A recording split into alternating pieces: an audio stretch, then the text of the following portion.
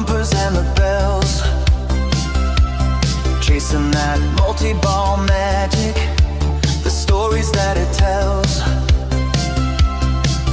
From the classic wooden cabinets to the digital spells, every play's a new adventure, breaks you from your shells. Hanging out with Poe and Offgrid, yeah, the show's about to start. Talking pixels, flippers, and the tech that stole our heart. From the joystick to the headset, come on and play your part. Hanging out with Poe and Offgrid, a brand new world to start.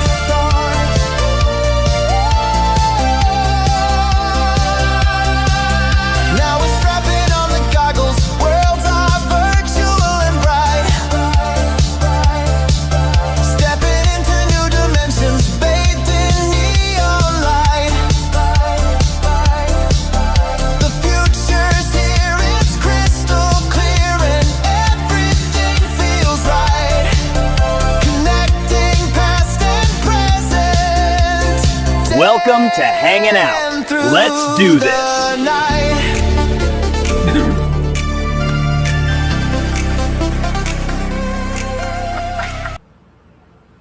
Oh, here we are. Hey, welcome back.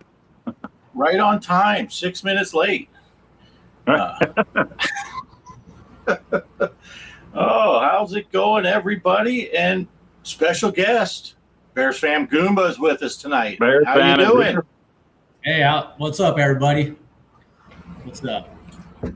Oh, hey, Crispy. Crispy. Bear down, buddy. Bear down. Had to get that going right away. Oh, yeah. Yeah, so welcome to the show. Yeah, Yeah, great to have you on. I know we were talking Yeah. about it for a little bit, so so finally able to do this. Yeah. This has been in the talks for about a month, right? Because it was before Poe's boy came, and Poe was going to miss a couple weeks and all that. And so, but yeah, it finally came around. So glad to see you here. Yeah, thanks. Normally I'm working right now, but since I got back from out of town yesterday, I only worked a half shift today, so Nice. it worked out perfect. So, yeah. Yeah, I Excellent. got the unpleasant surprise of my vacation. Usually you have Sunday too, and my boss called Thursday and he's like, things are going crazy here. We got so much stuff going. I'm scheduling Sunday. And I'm like, you bastard. I just wanted that one more day to just lay around. But I had to go back this morning. So Yeah, that sucks, man. I'm sorry to hear that. Bart was telling me a little bit about that earlier before you jumped on. So. Yeah, it's rough. But coming off a vacation and then right into a long day like that, and the nice thing was I wasn't the only one that wasn't motivated when we got there, so that worked out well. It was a Sunday work day. Yeah. All right, let's run through the chat really quick and just say the hellos, because I see that you've already got some responses there, Bears fan. Oh, yeah. Looks like Polo was here early, hanging out with Kelly, Bart, and Poe. Kelly's just in the chat, but then he asked about our pizza that we had, but we did not have pizza. We had Sloppy Joe's tonight. Nice. Then this guy jumped in the chat. I saw him pop up, so I sent him a message and said, hey, I'm already in the green room. Come on in. So he came in. Crispy's got Taco Bell night. Not a good idea. Not a bad idea. I don't know. What's that whole thing with the lettuce or something was causing some problems? I don't know. Pierre is here saying, hey, Bart, Poe, and Bears fan Goomba. Hey, what's up, Pierre? More hellos. Let's see. Crispy saying hello. Oh, here we go. Phil's here. Retro Bliss up, Gaming. Nice. Casey's here. Jason? Casey was trying to throw you under the bus, Bears fan, but he was here He was here early. I'm drinking these right now, but I can always bust out some whiskey if I need to, or some vodka. Right. Casey's making the rounds because he said hi to my chat also. Code Masur is here.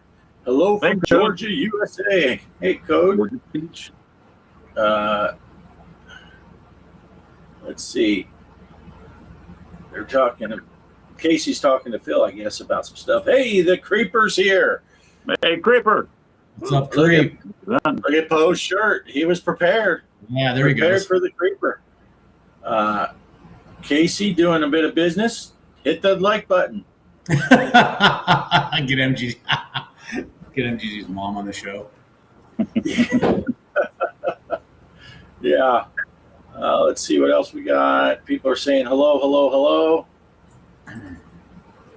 Crispy says he's going to play pinball on Tuesday. He's probably talking about our competition stuff going on. People saying hi to Creeper. How's it going? Greg's beating Crispy on one of the tables. That's good. Creeper was on live earlier today. Casey missed it. I was there for a short time. I was at work. I was at work, so I was only there for a short time. Man, I'm further back than I thought I was. Hey, Daniel's here from the UK and Europe. Hello, hello. Thanks for stopping in. Kelly's saying hi, Bears fan. Welcome, Bears, to the party. Casey's saying, if you like to poop and read stuff while you do, then Bears fan Guma has a few books for you. He does. That he does. Daniel says, thanks for letting me do the fun. And here we go. Crispy said, I knew that was coming. He knew you were going to show the Bears jersey. Yeah. I almost wore a hat too, but I was like, I'll play it easy on him. You know. Casey saying Phil posted a video. Make sure you watch it after this. He's going for a high score on Diner for Intellivision. Nice. Oh, I love Diner. Love Diner. Nice. Yeah, I saw. Did Casey go live playing Diner last night? I didn't see. I didn't get the notification. We went to bed early because we had to work this morning. I was just tired, but I saw the notification. So I think Casey went live and played some of that last night, and I missed it. So I got to watch that, and I got to watch Phil's. Yeah, let's see. Casey worked today too, but he wasn't voluntold. Don't eat the Taco Bell lettuce in some states. Oh yeah, there's that one. I want you guys to get MGG's mom on the show. That would be epic. It's tough to get her on because she's not YouTube friendly. She takes her top off every 5 minutes. Right. And she requires lots of bottled water and knee pads every time she comes on. It's expensive. It's expensive. Yeah. Megan's here. I'm just picking a random hi from Megan to Polo. It happened to be. Oh, here's her hey, everyone. I am such a professional at this doing the chat. Sometimes I don't see that someone's here until someone else says hi to them. So if I missed you guys, I'm sorry. Let's see. Polo's looking forward to me playing the new EM Plus tables. Yeah, I was gonna do them this weekend before work, and I just couldn't get out of bed in time and didn't play at all. So tomorrow I'll be recording a lot of pinball. The only thing she wants to get on is, well, you know what it is. And here you go. This is why you were showing your drinks earlier, right? What are you guys drinking? Yeah. I have my normal cherry Pepsi Zero. I have Gatorade here. I'm sorry, it's Powerade Island Burst. There you go. Nice. So, Poe, your boy went back on Monday, right? Monday, yeah, that sucked. That always does suck, But Yeah, he's Right. back. I think actually he might have returned to work today too. He does 12-hour shifts on the weekends. So, but we have a ton of fun. You know, we went different places. Antietam Battlefield down in Maryland, and the wife's pulling in now. I'm waiting for her to smash into the garage here. Had a lot of fun. We didn't get to the church arcade like I wanted to. Maybe next year when he comes back. But yeah, it was a ton of fun. Nice. And then you had a few days to rest before you had to go back to work a day early. All right. Yeah. When the boss called, I saw his name on the caller ID. I was gonna skip it, but I thought I better answer it. Otherwise, I'll probably just leave a voicemail and say, "Give me a call." And right. Yeah, it's like the old days when I was in the Navy and I had to live by the flight schedule and stuff. And before caller ID and all that stuff, the phone would ring. I always say, "Hey, if it's work, I'm not here." Because if they got a hold of you, you're going in. But if they, when I first started at the mill, we didn't have to give them our cell phone numbers because almost everybody had landline, or they all had landlines 21 years ago. But my boss, I remember when he saw I had a cell phone, he said, "I want that number." I said, "You're not getting it. You have my home phone. That's enough." Yeah. So, Bears fan, you had a pretty busy week too, right? You just got back home. Yeah, I was in Harrisburg all last week. My son had the Ninja World Championships, so like American Ninja Warrior. Nice. And so he was competing in 4 events. So so I was there for like a whole week, and then I just got back on Friday. But Poe, you were saying you went to Antietam. I took the kids to Gettysburg last week, and that was really cool. I've never thought I would ever do that, but I'm glad I did because it was a really cool experience. So yeah. That's the trip we did last year when my son came up. Which, being from Pittsburgh area, growing up, my dad used to take us there and different battles. But now that my son's an adult and in the military, he really wants to see that stuff. That's why last summer was Gettysburg, this year was Antietam, which they're both about the same distance from me, so it's not too bad. Yeah. Very cool. Nice. Yeah. I didn't do a lot. I stayed here. I went to West Texas and no, I did a lot of this was a work around the house week for me. I completely redid Shelby's solar system over at her house on Monday, and then on Wednesday I started up, and Thursday I got as far as I could, and then tomorrow I'm going to finish building a shade roof over the trailer out here. And let me tell you, it wasn't full sun today all day, but it was sunny this afternoon. And when I got home, I came out here like always on Sunday night and turned the air conditioner on right away. It was only 92 in here instead of 100 plus. And I haven't even finished the shade roof. The back half of the trailer still gets in the sun in the afternoon. So I'm pretty stoked, and I think it's going to work out okay. Much better. It's 81 in here now. It's like I'm going to have to go get a jacket compared to normal summertime out here. But that's kind of what we did. And I was just winging it, and I'm trying to put stuff together and figure out how I can stand it up the easiest. I'm getting Kelly out here trying to lift stuff up, and so she gets it up over her head, so it's almost 1.5 feet off the ground, and then I can lift it the rest of the way.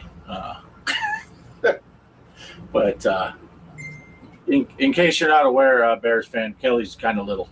My wife Kelly, she's a small one, but she takes short jokes very well. At least the ones that don't fly right over her head. Crispy says that's a cool creeper shirt, Poe. He needs a purple one. Casey likes your background today, Poe. Which you know what happened is I saved certain backgrounds for Restream. The last one that I had, I must have deleted from my phone. So when I went to set up tonight at the last second, it only had the stock one. I got to hurry up and pick something from my gallery. So, yeah, that's actually the thumbnail of my next video. So. Excellent. Well, I'm kind of reading that thing. I like your background today, Poe. It kind of insinuates he usually doesn't like your background. So your normal background suck balls, but I like it today. Let's see. Purple shirts. Crypto says, my kid asked for smash burger for dinner, and I thought they figured out my code name for your mom. That's hilarious. See, I don't pre-read this stuff. I see who's saying something, and then I just read it live. So I had no idea that mom joke was coming. That's excellent. Megan says hi to Bears fan. What's up, everybody? Yeah, we can't respond, can we, through Restream? No, you can't respond on the thing. You'd have to be in one of our channels and respond that way. Yeah, because everybody's saying hi, so I'll have to get on YouTube if I want to respond to anybody. So, yeah, let's see. Who else is here? Oh, Michael's here. Retro Gamer 1977. Just got to the hotel in good old Denver. nice. Yeah, you were just there. I was in the Springs, so yeah. Creep says, somehow the stream didn't start. I had to refresh the stream. Can you all start over again? Hanging out with Poe and Offgrid. Okay. That's as far back as we're going. Yeah, I'm going to use my phone like Casey's saying. Yeah. But no, Creep was saying earlier that the whole freaking Restream bot's driving him nuts. Yeah. So I would agree because it took me a while to figure out, why do I see this Restream and then quoting me and then my message? And it's like, I think it depends on I think it's the program, or it depends on what stream you're in. Yeah, it puts the chat in both my chat and Poe's. So okay. Otherwise the people that are on one can't see the other people's chats until it shows up on the screen over here. And sometimes that's got a pretty good delay. Yeah. But I mean, if the people, don't like it, I can turn that off. But I don't know. I think maybe Creep's not used to it. I wasn't used to it. It took me a little bit to get used to it. So right. Mike's Gaming Gala is here. Hey, Bears fan, I'll be back after dinner. So, which is pretty common. Mike shows up in the beginning because we start right at his dinner time. Yeah, Casey saying, use your phone. Let's see. Creep. All you missed was the 30-minute intro. No, that's Casey saying that too, Creep. Yeah. All right. Oh, there, I see you're chatting in there. The Intellivision Mantis is here. I can smell from here. Oh, yeah. Oh, yeah. Nice. There we go.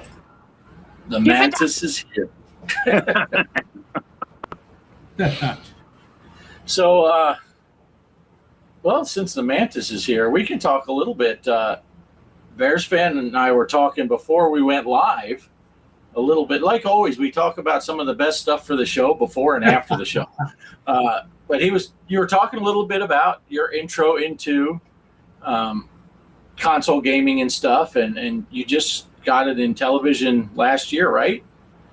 Yeah, so I've told a few people this, but I never had an Intellivision as a kid. I had a hand-me-down Atari 2600, and then I also had ColecoVision. So I played that as a kid before I got the Nintendo, the NES. I didn't even know about 5200, 7800. Intellivision, my grandmother had that. So whenever we went over to her house, we would play Astra Smash, Blackjack, and Poker, and Night Stalker, Snafu. So fast forward, and then once I got Nintendo, then I'm just a Nintendo fanboy. I haven't had anything else. Like I haven't had PlayStation or Genesis or anything like that. But and then I've been following Chuck DJC for a few years, ever since the Amico things. I watch his podcasts and stuff like that. And then last year I got a Sears Video Arcade, so I can get Lumicode. I got it like a few months, and then they announced the Sprint. So I already had it modded and everything, and then the Sprint came out like 2 months after that. So I was like, that's why I don't have a Sprint yet, because I I put, I want to get some, some use out of my video arcade before I get a Sprint. So, so that's kind of in a nutshell. I was more of a Coleco kid and, Zaxxon and stuff like that. So. Oh, that's cool. Yeah. As a lot of people know, my first Atari was the 7800 Plus that I got on Black Friday. They had it for like, how long was that up, Poe? Like an hour. It was for $50, and yeah, it wasn't long at all. It wasn't long at all, and I happened to get lucky enough to. Well, you told me about it, right, Poe? You were like, "Hey, man, that thing's there." So that was my first Atari. But I guess which came first? Did I get that, or did I order the Sprint first? Because that might have been my first Atari product. Was the Intellivision. The Intellivision Sprint. But I think I got the 7800 Plus before I got the Sprint. Yeah. But I don't remember the exact timing for the order placement. But yeah, I did almost the same thing that Bear did. I had two of the Intellivision ones that I won in auction like 11 years ago from Top Goodwill. And I used those forever, but both of them had problems. So last year in the spring, I ordered an Intellivision 2 so that I wouldn't have any more problems. And then that fall, they announced the Sprint. Actually, Mike's Gaming Gala gave me an inside secret. He's like, there's something coming out Intellivision related, which we figured it must be something like the Plus, So I'm like, man, I just bought that Intellivision 2 also, but had to have the Sprint that way. I think it's really awesome thing and the way everybody's doing digital now and everything. But I need to catch up on some games. I know Bart got a lot of good deals, and I had to skip some of those sales recently. Yeah. I got a couple of games on the sales. What was that, a couple weeks ago? And like you, Poe, I'm learning from the best. Some of them I still haven't played. I have games from Atari themselves that they brought out last year that are still sitting here sealed. So, I'll get to those 1 year. So. Well, sometimes that's the perils of having a YouTube channel is you'll get something, but you want to make a video on it. And then time gets behind. You're like, well, I don't have time to make a video. And then next thing you know, it's 6 months later, you still haven't played it because you wanted to make a video. And it's like, dang, I could have been playing this game for 6 months, right. And I haven't because I wanted to have a first impression video. I see these games for the NES and stuff on Kickstarter. You order it and forget about it because it's a year and a half before they're going to ship off-code games. So I don't, it's hard for me to even keep track. Next thing you know, there'll be a package. The wife will be all bitchy. What's this? I'm like, it's something they paid for a year and a half ago. It's okay. That budget was them. Nice. So, Jabba's here. Hey, Jabba, how's it going? He's on his trip across France. Yeah, they're seeing a lot of stuff. Anyone that's friends with him on Facebook, they have a Facebook group showing their travels and where they're going. Really awesome. He's taking a whole month and going around. Oh, France. That kind of trip's nothing. You got to go to beautiful Pennsylvania and get that Canadian smoke. Dude, that was horrible, man. We were at Hershey Park on Thursday, and it was like it seemed like the apocalypse, man. The whole sky was like reddish brown, and yeah, the sun's just a red dot up there. Yeah, it's just a red dot. You don't need a freaking filter. You can look right at the sun. That's how smoky it was. Yeah. It's kind of like we still have a quality. We're not supposed to even be outside today, I don't think. But here I am in the garage with all the doors and windows. So, right. The neighbors mowing their grass. That's why I keep muting my microphone. Every time they get near me, I hit the mute. Yeah, you talk about that foul Canadian smoke. I think about when you go to visit Mike's mom and you forgot the lube. Oh my god! But, gee. You'll see that on the replay. Well, like burnt maple syrup. Oh man! Now you guys know what I do when I read all your comment. When I hear you guys, freaking laughing out loud in my freaking apartment. So that's hilarious. Yeah, Creep was waiting for the trumpets to sound with all that orange air. Yeah. So what system do you play when you do have a chance to play? I don't know how often you have chance. You're working, you're busy. I'm playing Intellivision. I loaded the JZINT on my laptop, so I've been playing more with that. I got my OG Hugo gamepad, and then I've got the Ultimate PC interface. So nice. Yeah, it's real convenient, and I've been traveling a lot since April, so it's been really nice to have that because I can just, basically I've got. I'll show you. I bought a couple of these things off Amazon. And I've got my Ultimate PC interface and my USB cable, and I got my OG Hugo, and I just carry these in my bag with my laptop, and then I can pretty much just play Intellivision. So nice. Yeah, I haven't touched my SVA since I left. I went back to California in February. I've been using the emulator. So yeah, so that's the only one I've really been playing right now. I'll bust out the 3DS every so often, but other than that, it's Intellivision right now. Yeah.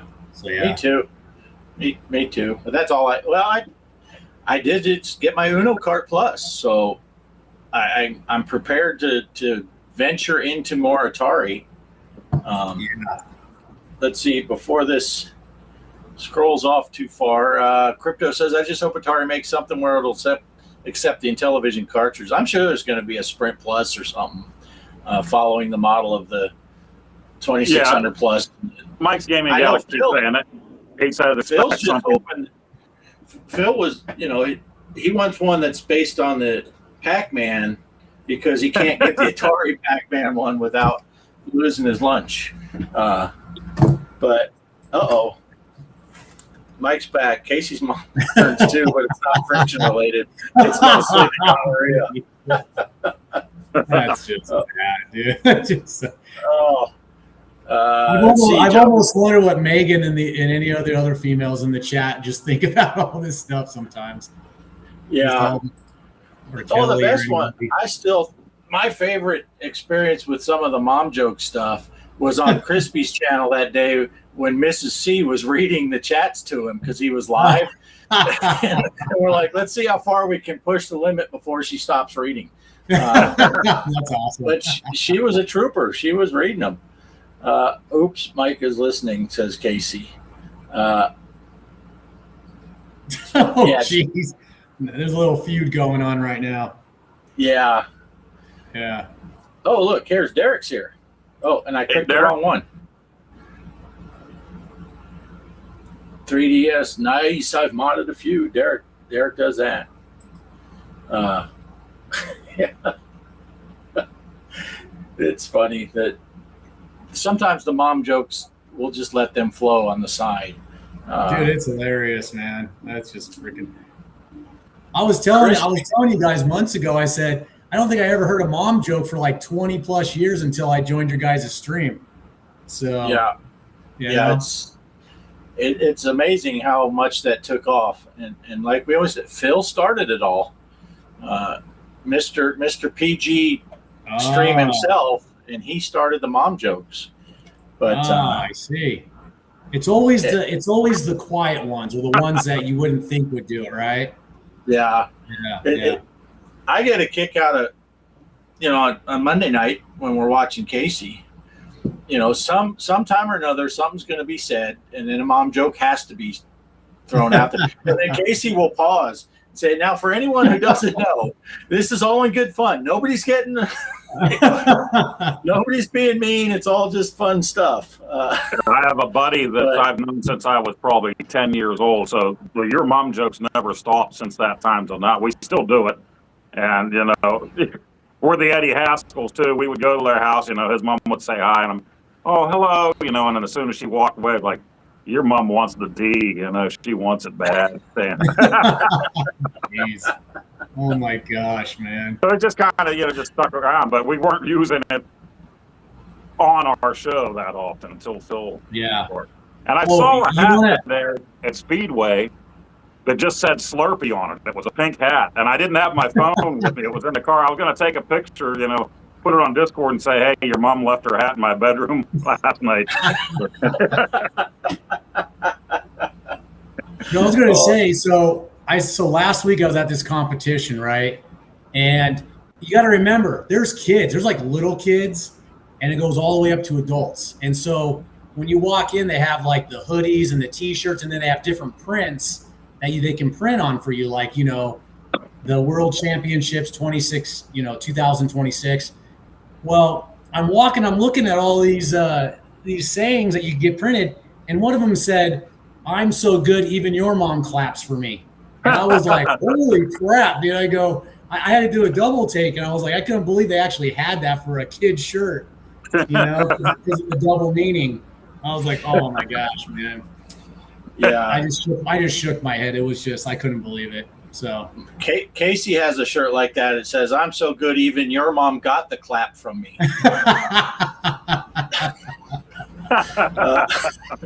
Oh my gosh. I almost did a spit take there with my drink like old Poe did the pickle beer the other day. Yeah. I wasn't sure how old Poe felt about the pickle beer. That was. Oh, yeah. Let's see. What am I missing? It's scrolling off the top. There's some more jokes. I think Mike did go now to eat again. Watching the chat, man, just cracks you up, man. You can't focus on the chat too much, or you just laugh. Right. Yeah. Crispy said, "Same, Derek. I thought Phil starting it was a joke for like 2 days." No, and it was actually the Slurpee joke. He said, and I'm paraphrasing, but I think it's pretty accurate. He said, Mike's Gaming Gala's mom is like 7-Eleven. She's open 24 hours, and you can get a 79-cent Slurpee.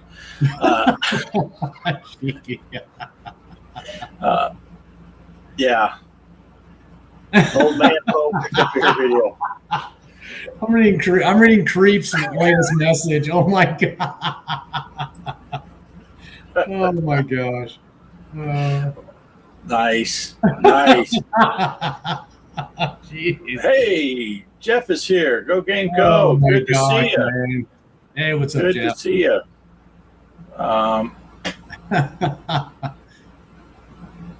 Let's see. Okay. Oh my gosh. There's a little. Derek's asking Polo about a problem with the Discord.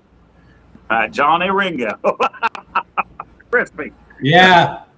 So about a month ago, I shaved off the goatee part because my son wanted me to keep the stash for the competition. So yeah, so that's why I've got it like this, because I usually have like a beard or like a long goatee, kind of like Creep. Not as long as his, but yeah. Yeah, I was going to shave off my mustache for another Lars video for G. Parker's channel there, but I know Mike's mom depends on the mustache ride every once in a while. So just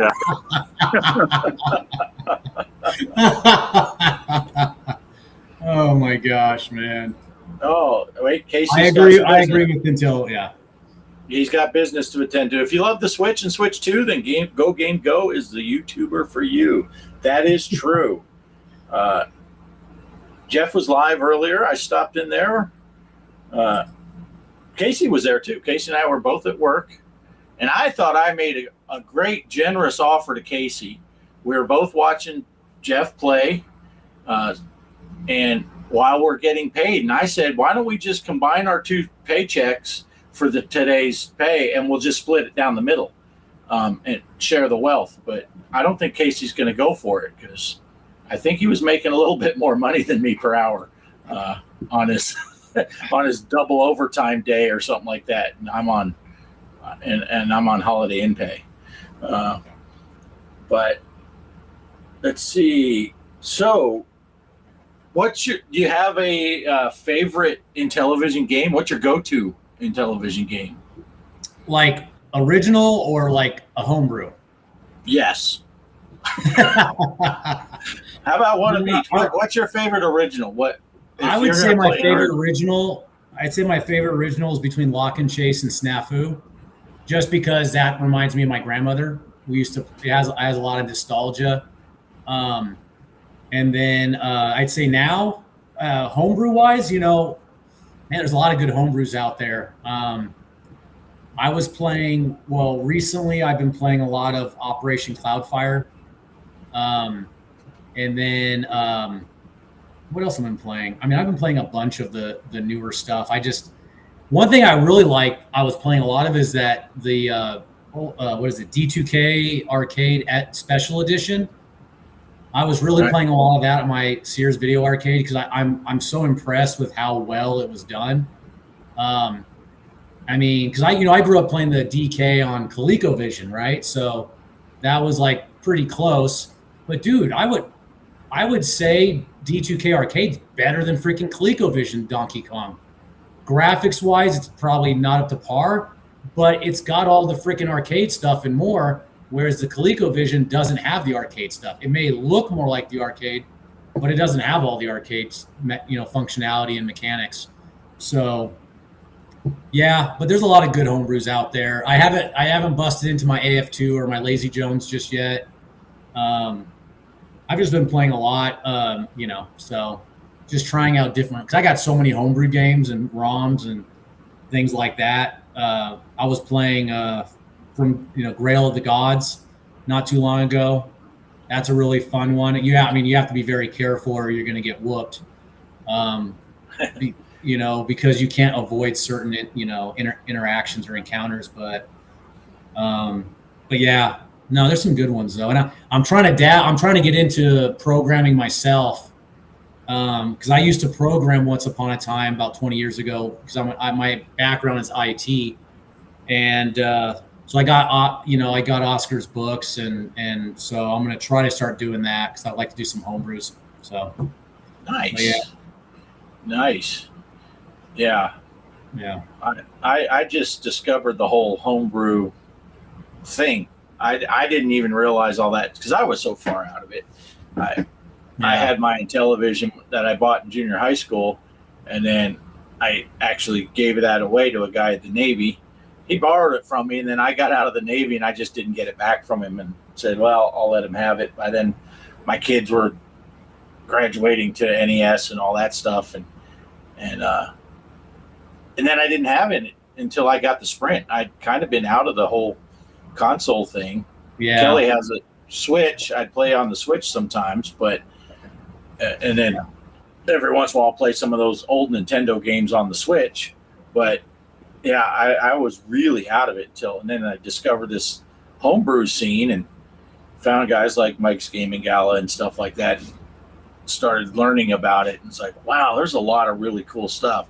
And then when the Sprint happened, pretty much a lot of homebrew, not all of them, but it felt like anything I could find in ROM form, I'm buying it so I could play it on the Sprint, and just loving it. There's some amazing games out there. Yeah, I would say for anybody that's kind of starting now, and you guys know now, I went about it all the wrong way. Whenever I started collecting again, 15 years ago or so, I saw these homebrew games, and I'm like, well, I want to get the original library first, and then I'll go back and get these. And then when you go back to get them, they weren't available, especially when it was like cartridge only before they started doing digital.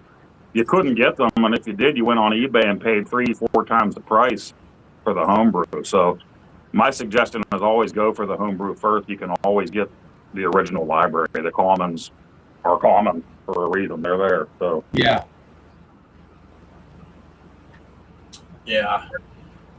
I'm just really enjoying getting back into the console stuff because as most people know, when I started my channel, it was all pinball, and then I got the iArcade and started doing some arcade stuff, and I still didn't know a whole lot about the console scene. It was all just memories from my childhood more than anything.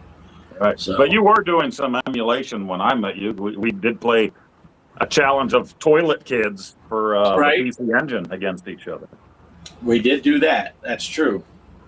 Yeah. So that's kind of when I started getting back into a little bit. Yeah, I had some.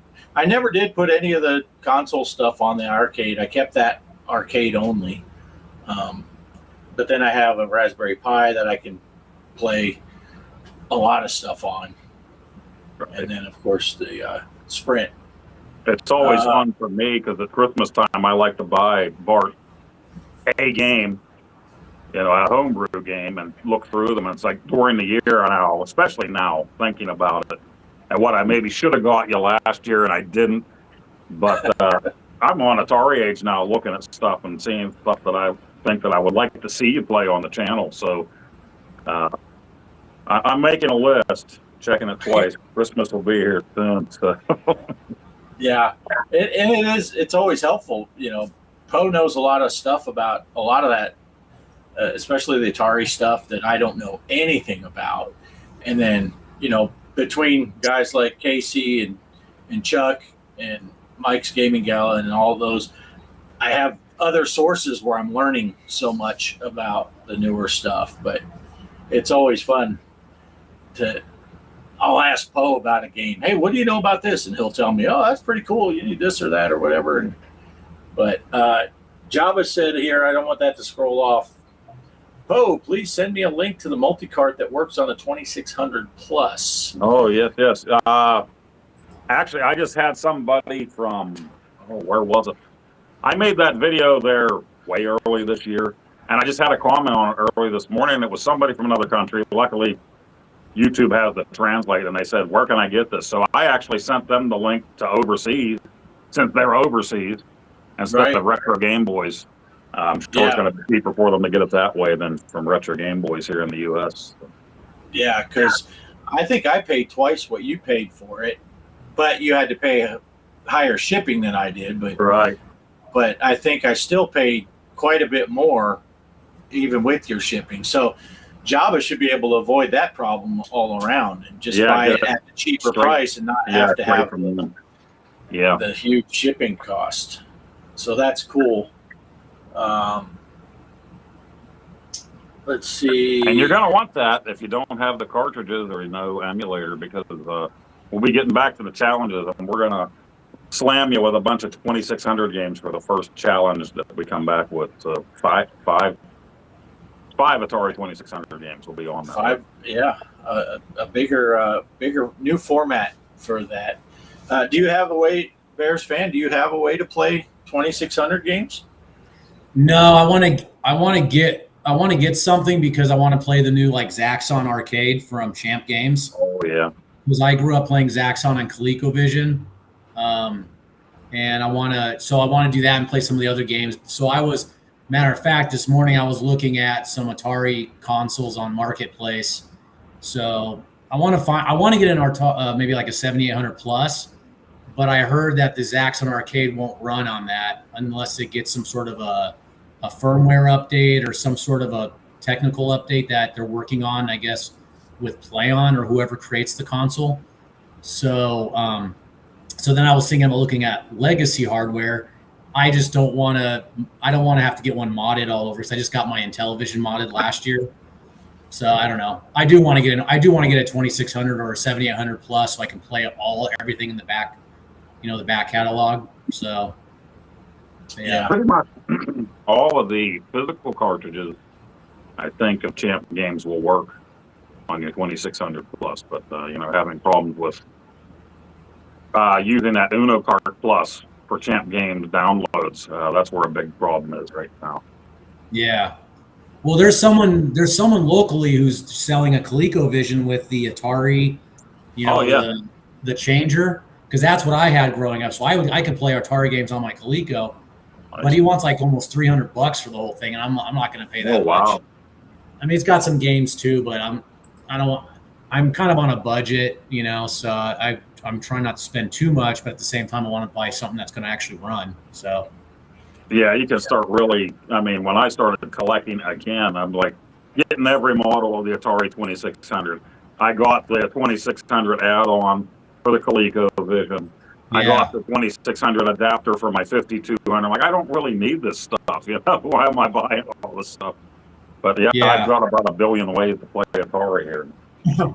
Yeah. Well, I think someone mentioned using the emulator for Atari, so maybe I can at least do that on my laptop in the meantime. Yeah. So. Yeah.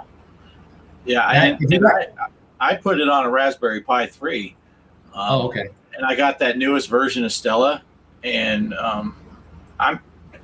all the Champ games. I downloaded the demo pack so you can get all those Champ games demos versions, and they all played perfect on that. Yeah. And that was just a Raspberry Pi that I had laying around. I said, let me see if I can get that.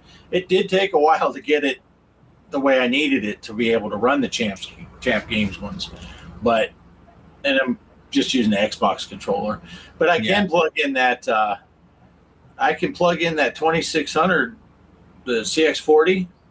I can plug the dongle into my Raspberry Pi and play the games, but I can't get through all the menus and stuff because you have to have multiple buttons. I don't have a keyboard or anything hooked up to it.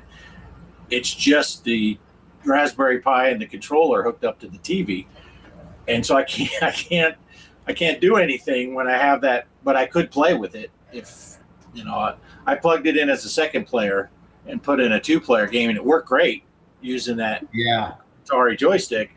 But I just can't get through the menus with it.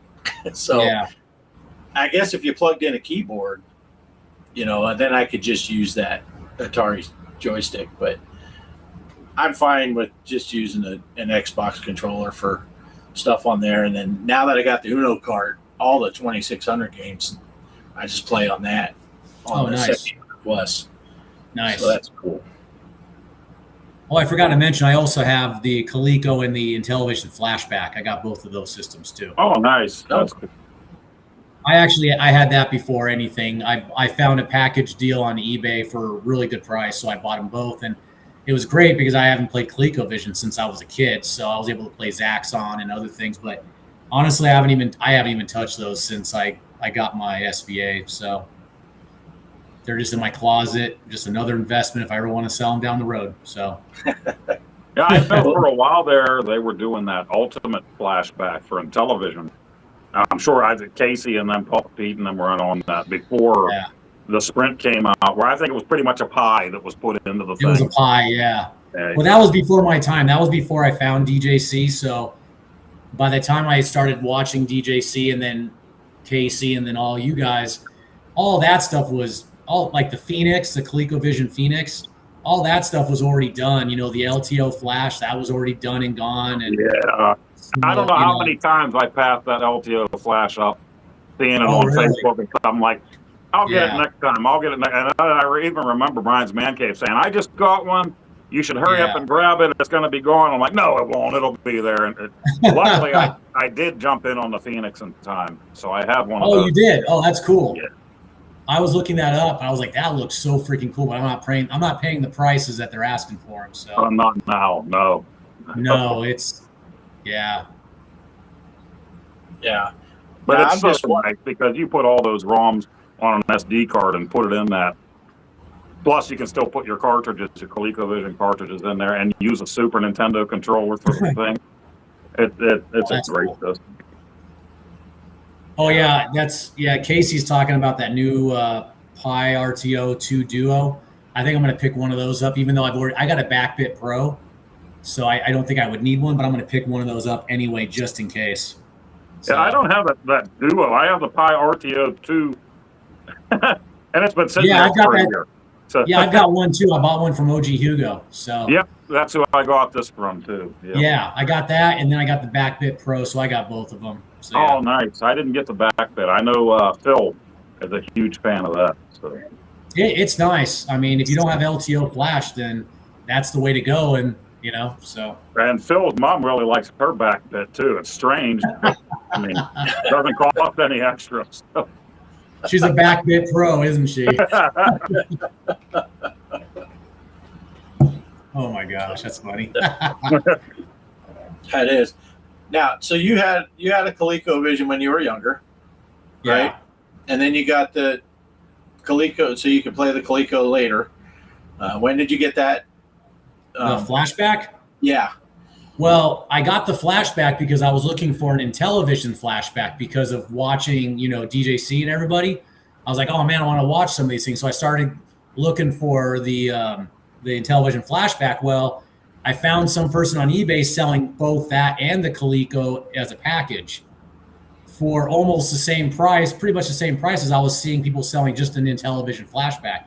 So I jumped on it, and I mean, I think the only thing was is they didn't have the overlays for the Intellivision, but I got those from Blue Sky Rangers off of eBay. And then, so I started playing some ColecoVision a little bit on the flashback, but it's pretty much been all Intellivision since then, if I do play. So yeah, I'm just wondering if it's only an Intellivision phenomenon, or if you had the same thing happen. I noticed, because I had my Intellivision when I was a kid. Now I just got the Sprint last year, and I noticed that a lot of those games are much harder now. They didn't used to be that hard. I don't know what happened. I think as they get older, the games get harder or something. It can't be that I'm getting slower. But some of my favorite games that I used to whip through and just play until I just had to quit, I'm like, now it's a 5-minute game and I'm done because I'm dead. Yeah, I'm telling you, man. I go back to things like Metroid, Castlevania 2. Yeah. The Kid Icarus, these games that I sat there and beat them as a kid. Like, and Mike Tyson, knocked him out and everything back in the day. And it's like, now I'm like, how in the hell did I do that? I mean, I had time, obviously, but I don't have the reflexes anymore. Yeah. It's an amazing phenomenon. And I'm still working on Cloudy Mountain because I used to play Advanced Dungeons and Dragons back in the day, put it on that hardest mode and whip right through it just to kill some time and not lose a dude. And I can beat the 3rd level with the red Cloudy Mountain, but that purple Cloudy Mountain, I haven't beat it yet. I can't make it through. I made it to the Cloudy Mountain, but then I die. I can't believe how much that game has gotten harder over the years. Well, that's the thing. I never played any of those games growing up. So all these games are new for me, like the Dungeons and Dragons. And I'd say one game though is Bump and Jump. I used to play that a lot on the Atari. Oh yeah. And then now that I saw that it's for Intellivision, I was like, oh my gosh, I play that too. And so that's such another a great game. Yeah, my brother. It's a great game. That one, and I like Congo Bongo as well, but man, playing it on Intellivision is a little difficult. And I'm like, how did I use to play this on Atari, man? It's a fun game, but they're all a little different, all the versions. There's a lot of haters of that game in general, too. But I enjoy Congo Bongo. Yeah. I've always struggled with that game, no matter what platform I played it on. But Bump and Jump, that's one of the ones I got as a kid on my Intellivision. Yeah. And I was pretty excited to play it on the Sprint because I don't think I ever played it anywhere other than the Intellivision until I got the iArcade, and then I put the arcade version on there and I played it. Yeah. But that was just a few years ago, so it was like 40 years after I played it on Intellivision before I played it anywhere else. All right, I'll just have to say it here. Sometimes Casey's mom dresses up in a jungle outfit and wants me to play Congo Bongo on her ass cheeks. All right, I'm done now.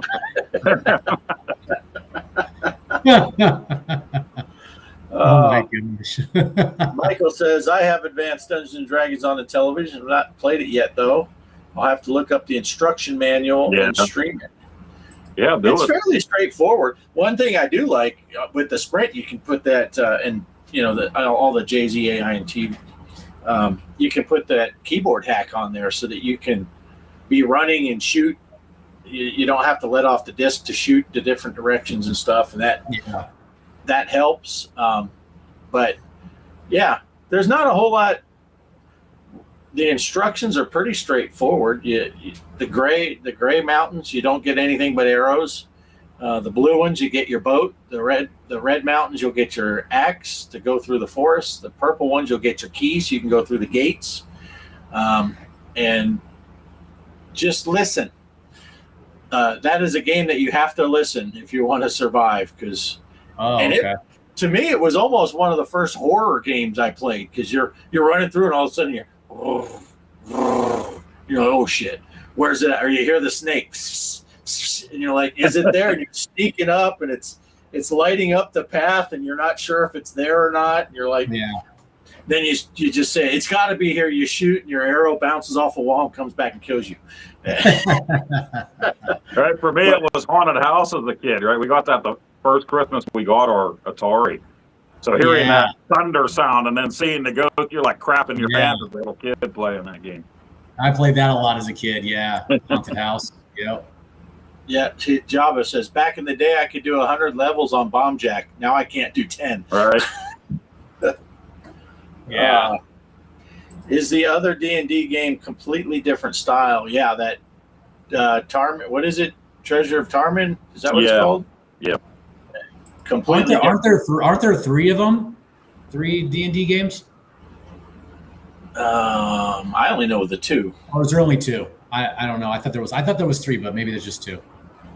I think too. And I didn't grow up with it. And a lot of these games that I look at now for the Intellivision, I'm like, I'm glad I was just a dumb kid with a 2600. You know, hit the reset button and go. Some of these games for the Intellivision, wow. Better have your overlay. Better have your instruction manual. You didn't have the internet back then. Right. Yeah, definitely some of the games, if you didn't have the overlay, like I went back when I got the Sprint, I said, I'm going to play some Utopia real quick and show Kelly how Utopia works. And I'm like, oh, geez, where's the overlay? I don't know what any of these buttons are doing. And, you know, you're hearing more than anything. You're like, wait, what's this? But, yeah, Utopia is a great game. I love that game. Came out. Yeah. But I'm just liking another thing that I had gotten out of the Intellivision before it really came around to some of these where they made it possible to play one player. And like when I got all the sports games, I got Intellivision baseball, I got Intellivision football and hockey and all those, but you had to have someone to play with because there was no one player versus the computer mode. And now I think that's pretty awesome. But again, I found out how much I suck now. I was talking a little smack with Casey because I'm kind of like he is, where I've never lost a game of Intellivision baseball, but I've never played anyone that's any good either. I just played people that. So I was saying, and then I got to play in that one, the home run version, the homebrew that you can play single player. Yeah. And I've watched Casey play it at a higher level than I can play it at. And he does much better than I do at the next lower level. So I'm pretty sure Casey would wipe the floor with me. But I'm not telling him that. I think he's not watching anymore. We'll find out in a second. But so that was cool because that is a thing with Intellivision back in the day, especially. There were so many 2-player only games. You know, Sea Battle. I'd love to have Sea Battle in a 1-player version. No one's made it yet, but I'd love to have that game in 1-player because I can't get Kelly to play that one with me. You got to reach out to Brian from Brian's Man Cave and tell him you want Offgrid's Sea Battle. Maybe he'll do it like he did Willie's the racing game there. Yeah. Hey, good. I got lucky. Casey didn't hear any of that. Hope he didn't hear about me smacking his mom's ass cheeks because that was just. I noticed he didn't comment on that one. Oh my gosh, that's hilarious. I haven't played Intellivision baseball since I was a kid at my grandmother's house, so I haven't played it at all since I got the SVA or anything like that. So yeah. And sometimes older sports games now on those old systems, that generation 2, sports games were kind of fun. You do something like I did here with this mod for the Dreamcast, and all these games you can download. I'm like, I really don't want to download a sports game from 26 years ago with a roster that's long gone and stuff that, I don't have nostalgia for that game. So yeah. Well, I'd say the only baseball game I've played a lot of I don't know about recently, but is the original Game Boy baseball. Because I have that on my 3DS, and I just love that because I had that on my original Game Boy. And I don't know, I just love it. I love what happens when you hit a home run. So it's kind of like it's a pretty it's not a hard game, but that's probably the only baseball game I've played a lot of. Yeah, there are certain things, like as a kid, I wasn't into golf at all, but I remember going to Kmart with my paper route money, and they had Nintendo Golf there, and I'm like, I couldn't think of what to get. I bought it, and I ended up loving that game. Still love that game. Yeah. I got a lot of those 8-bit games on my 3DS, like Balloon Fight, which was one of my favorites. Oh, Balloon Fight is great. We did a challenge on that. Oh, you did? Oh, that's I really wish that they would make a newer Balloon Fight, right? But keep it more retro, like the original, not like with these updated, graphics where it's real kiddie. I like the pixel. I like the old style. Yeah, so. Balloon Fight and Joust, but everybody compares the two. But I love those. Yeah. Yeah, fun games. Bad News Baseball on NES. Yeah, they're fun games. Yeah, and that Casey had that big show, that new Chip Shot Golf is going to be coming out here. I can't wait. That's going to be nice. That is going to be awesome. I'm really looking forward to that. And I was so tempted to get AF2 already, even though it's $1 zillion. But I thought, if they give me the ROM immediately, I forgot. I'm like, if they give me the ROM immediately, I'll buy it just so that I can play it before Bart does. And I'll put it on my Sprint. But then Casey reminded me that they have to sell, I think, 5 billion copies of it before they'll bring their ROM out. So, what game was that again? I missed that. What game? AF2. Oh, AF2, yeah. I haven't opened mine up yet because I have to pull my SVA out if I want to play it. So, but I just got back yesterday, so I haven't had a chance to really do anything. So, yeah, I'm looking forward to that one a lot. But yeah, he's got, 150 copies I think he needs to sell. Yeah, he's going to release the digital. I think it's Good Deal Games that sell this here in the U.S. Good Deal Games, I think. Is it? Yeah, I don't know. I'm still waiting on the stuff, the Mermaid game, and that came out at last year's PRG, right? Correct, yeah. And I have Princess Lighty. I like that game a lot. Yeah, they still haven't hit the ROMs, and I don't have a way to play the cartridges. So, so do you have an order in for that, and you're just waiting for them? No, they haven't even put anything for the ROMs. You can't even. Okay. That I'm aware of, but. Okay. Yeah. So, and I don't have room for. I'm sure you've seen us talking about it before. Kelly and I live in a tiny house. I don't have room for a big collection of stuff, so I'm kind of. ROMs are where it's at. It's perfect for me because, I mean, my arcade room here is a 6x12 trailer. Oh, nice. And I managed to cram the iArcade, 3 arcade 1-ups, my home built pinball machine, and then I got my driving stuff is over here, and my flight sim stuff is over here, and all crammed into this little space. Yeah. I have one shelf that I'm putting some of my Atari games and Intellivision games that I have physical copies of, but I don't really have a way to play the Intellivision physical copies. But I almost bought a few months ago. I almost bought a Wizard of War arcade cabinet, and I had the deal set up. I was going to pick it up when I got back from California in May, and I almost did it, but I just decided, you know what? I should probably be more responsible with my money than going and buying an arcade cabinet because I only had space for it in my apartment barely. So, yeah, so I passed on it, but I play it on Intellivision. I love that game too. So, yeah, that's a great game. It's a great game, and I didn't really play it as a kid. I was introduced to it through Intellivision. So yeah, I didn't play much of it as a kid either, and I think when I really got reintroduced to it is when they had the Wizard of Walls. Oh yeah, for the iArcade, the modernized version of it. Oh really? And I got to play in that, and then I went back and started playing Wizard of War, and I even got Kelly to play a couple times with me, and we play the 2-player mode. And it's a fun game. It gets crazy.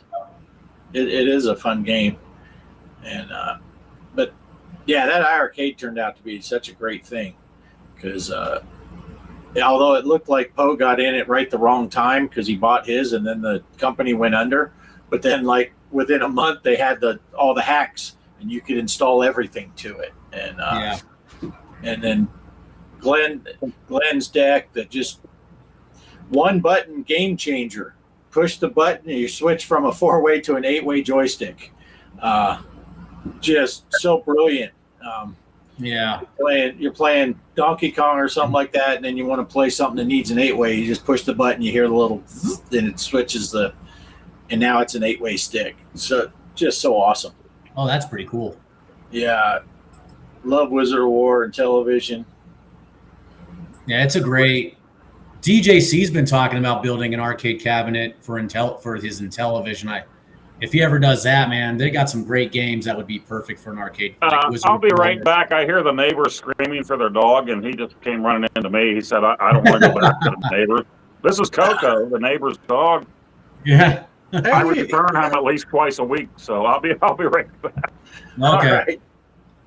Well, that's hilarious. Hey, see you later, Jabba's. Yeah, Jabba's taking off. Going on 2 a.m. All right. We'll see you, Jabba. I'm scared to look at Jabba's scores on the pinball tournaments. I was going to say, Bart, I remember you talking about your homemade pinball cabinet. That'd be cool to see it. Do you have a video where you show it off at all? Not really. That's the wrong way. Yeah, it's super basic. Yeah. It's just, I had everything I needed for it except the plywood. Just laying around when we got here to Texas. So I said, and I'm just using a 32-inch 1080p TV for the screen, which we had sitting there, but we weren't using. And then I have a 4.3 backglass monitor up there. Yeah, because I heard you talking about that, yeah. And that I had in a multicade that I had home-built main machine that I didn't need anymore because I got the arcade. And I just had the parts laying around. And I bought a button set that came with a new encoder. And I just slapped the thing together. That's awesome, man. The same PC, I got my video card on my PC has 4 outputs. So I got screen 1, screen 2. Well, you can see the edge of screen 3. Okay. And then the screen that I'm watching us on is screen 4, which I use only for the shows, my live streams, and for Flight Sim. Okay. But yeah, I literally, when I'm driving games, I'm sitting here, and when I'm flying, I just twist, and I have that stuff all permanently mounted, and the pedals and all that stuff, so I don't have to break things down. So for a little tiny trailer, it's pretty well packed. I'm impressed, man. I don't know anything about that kind of stuff, but I see some of your guys' setups, and that's freaking sweet. I know nothing about arcade cabinets or building them or anything like that, so that's really cool. Yeah. And like I said, I got the arcade, and you used to, you could buy ROMs for it, and you could get certain things. And then the company went bankrupt and shut down, and there was a guy that had already made a mod chip that you could put onto the motherboard, but he wasn't releasing it because of respect for the company. And as soon as the company went under, he talked to the owners and said, "Hey, are you going to throw a fit if I release this?" And they're like, "No, we're done anyway." So I think it was like, what, $20, Poe, to get that encoder chip? And it all happened at just the right time. I got the cabinet like really cheap because they were doing a sale. Everybody said this sale is because they're going bankrupt. And the company was like, no, we're not. No, we're not. So I don't care. I got it for cheap. We were disappointed for like 5 seconds that we weren't going to be able to buy games for it anymore. But you were really limited. I mean, the games that they sold for it, really limited. You didn't have all the greats on there. So, yeah, this guy really opened the thing up. Yeah, and then like we said, he made the new deck for it. But even with the old deck, it was a great machine. Yeah.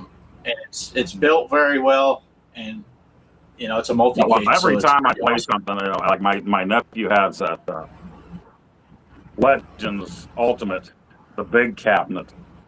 And I was playing some stuff on there, and it was just like, man, we got that gate switcher for the joysticks for our iArcade so much better than even playing that cabinet that he had. Yeah. I don't even know. I've heard of the iArcade, but I got to Google it because I'm not exactly sure what it is. So Yeah, it's just a multi-cade cabinet that they built and put out, but it's very well built. I don't know if you played on any of the arcade one-up cabinets. no, I've seen videos on those. I heard they got cheap or something. So Yeah, they're decent for what they are. They ended up being way too much money, in my opinion. All of mine I got on sale. I got that Simpsons 4-player. I got that for $110. wow. And then right after, kind of like with the arcade, right after I got that, someone put out a soft mod, so I have the Ninja Turtles games on there too.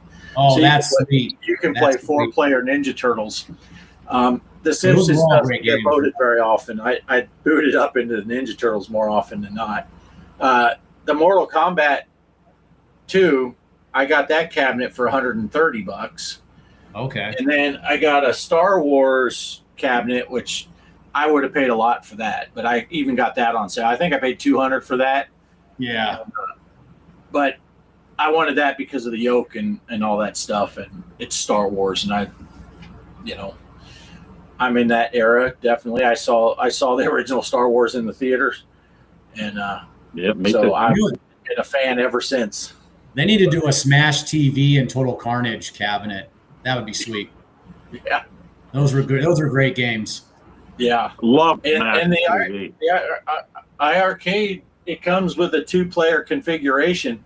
Oh, But you nice. can play those Robotron Smash. You can play all the 2-player joystick or Yeah. 2 joystick games. Yeah. That it just configures it. You just play them. So Yeah. it's really Crazy awesome. Climber was the one for me when I first put that on there. I'm like, oh, Oh. that was one of the first cabinets I ever played as a kid out in the wild. This one's scrolling off, so I wanted to get to it. Polo asked the thoughts on the D&D Warriors of the Eternal Sun on Sega Genesis. I'd never played it. I never had a Genesis. So I didn't know if you guys had any insight on No, that. I had a Genesis, but it was like kind of just because there were a few games I wanted to play on it. I had the Super Nintendo before it, so I love my Super Nintendo. There were a couple of games that I really wanted to play. Both of my older brothers were moved out by then, but they both had a Genesis. So I bought a Genesis, and then I only ever bought a handful of games for it. Back then, I should say. Crispy's making comments about Creeper's figures he makes and stuff. Oh yeah, and here you go. Derek built the 3-screen pinball, and he didn't even build a cabinet for it yet. He just sets up his screens, and so you don't have to go crazy with it. But I just and the only thing I really measured was the openings for the TV and the size of how high I made the cabinet and all that stuff. I just guessed. I'm like, this looks about right. I'm just taking a straight edge and a marker on a piece of plywood. And to be fair, Derek refers to all sports video games as sports ball, right? So I don't expect anybody that refers to it as sports ball to know how to build anything. No offense to Derek, but And then I went really high tech with my legs on the pinball machine. It's a 2x2 painted silver. And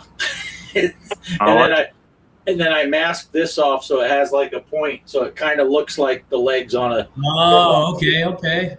This is just silver paint on the top of the 2x4. Also, there's no rails. There's nothing fancy. Okay. There's no glass on top. It's just, and then Mike, the gaming Robo Warrior, he got me this Robotron tin, and I said, what am I going to do with that? I said, well, I could put it on the side of the pinball machine. I said, well, let me get some more.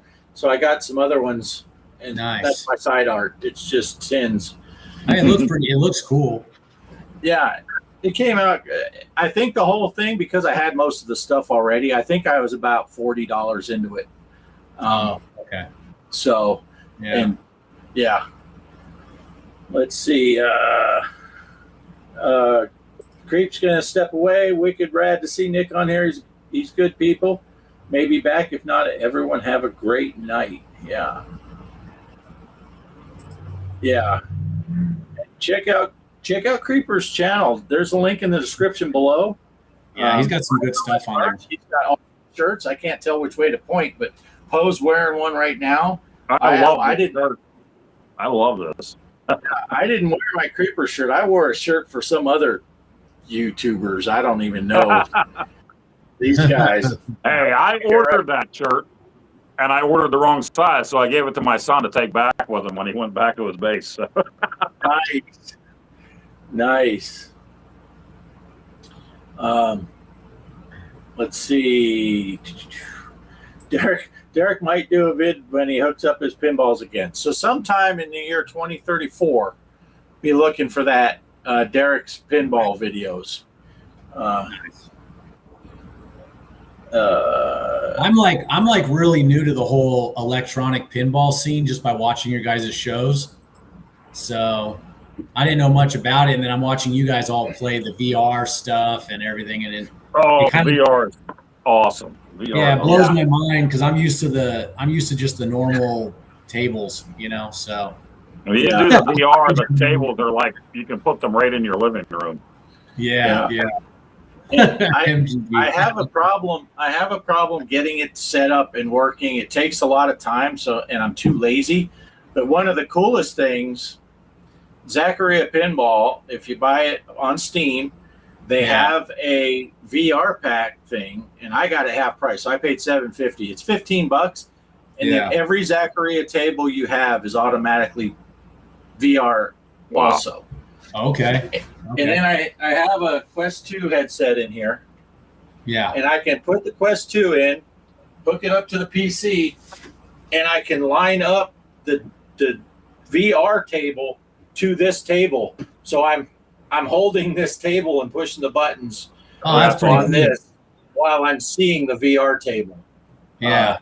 It's pretty cool. But even in the Quest 3 is where I play the VR pinball, and even just playing with the controller, I just like the fact that you can look around, you can see the ball in the different areas. And I do that a lot too. You know, whenever I have Mike's mom over here, I put on the VR headset and put a young Pamela Anderson in front of me.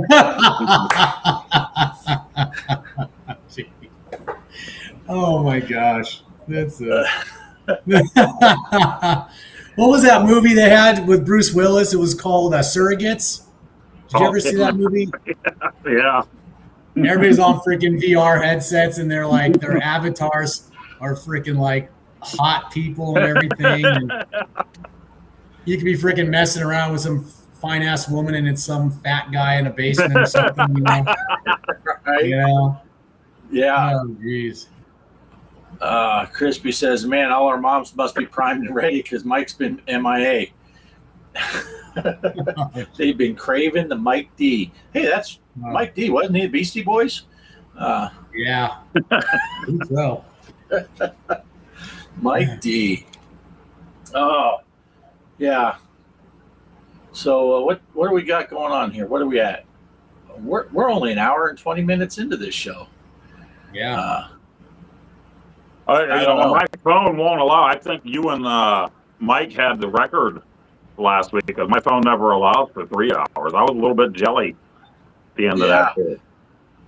Yeah, well, I was watching for a while from the hotel because I was working out, and I was watching, and then I had to go. And then, like, later on, I logged back in, and I still see them live, and I'm like, I jumped back. I was like, you guys are still on? Yeah. I couldn't believe it. So, well, I think we were at about the hour and a half mark when the horror movie topic came up. Oh, yeah. And then we just talked movies for over an hour. It's kind of like, one of the first shows that Mike's Gaming Gala watched of ours. He was like, he thought we were the vinyl show because we got talking about old albums. And that was like an hour-long segment talking about old albums from the 70s and early 80s. okay. You just never know. But that's what happened last week. We got talking about movies. Sorry, I was reading Mike's recent comment. Yeah. Oh my gosh. I don't know how you guys come up with these things so quick. I'm not that quick, man. Oh my gosh. Junior high was brutal. That's all I'll say. It was brutal. Right. You didn't play along I and you bet. had crushed feelings, right?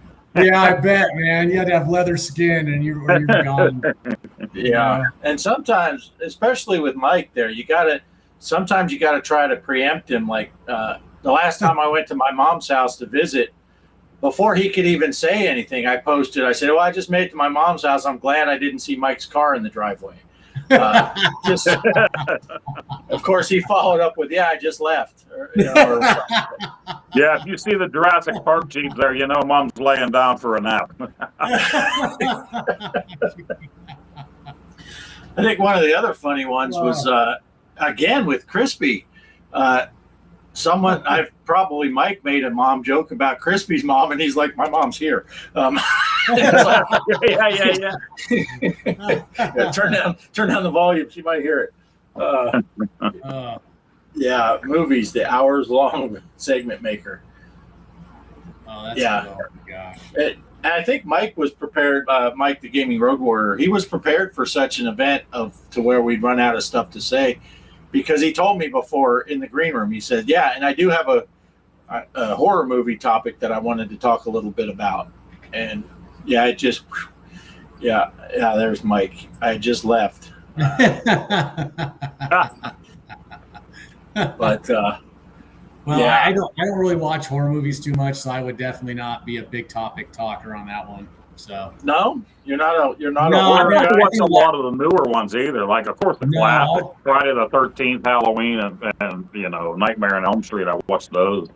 yeah, I watched those as like kid and teenager, but I Right. don't see any of the new stuff. It's just not my genre that I like to watch. I'm more of a comedy person or action. So I like to laugh, man. I like to go see a really good, funny movie. So Yeah. Well, there you go. You just got to watch like Shaun of the Dead, and then you get the That's both. one. Shaun of the Dead is a go-to. Step Brothers. Anytime it comes on TV, Yeah. if I'm walking past, I got to stop and watch those. Wedding Crashers.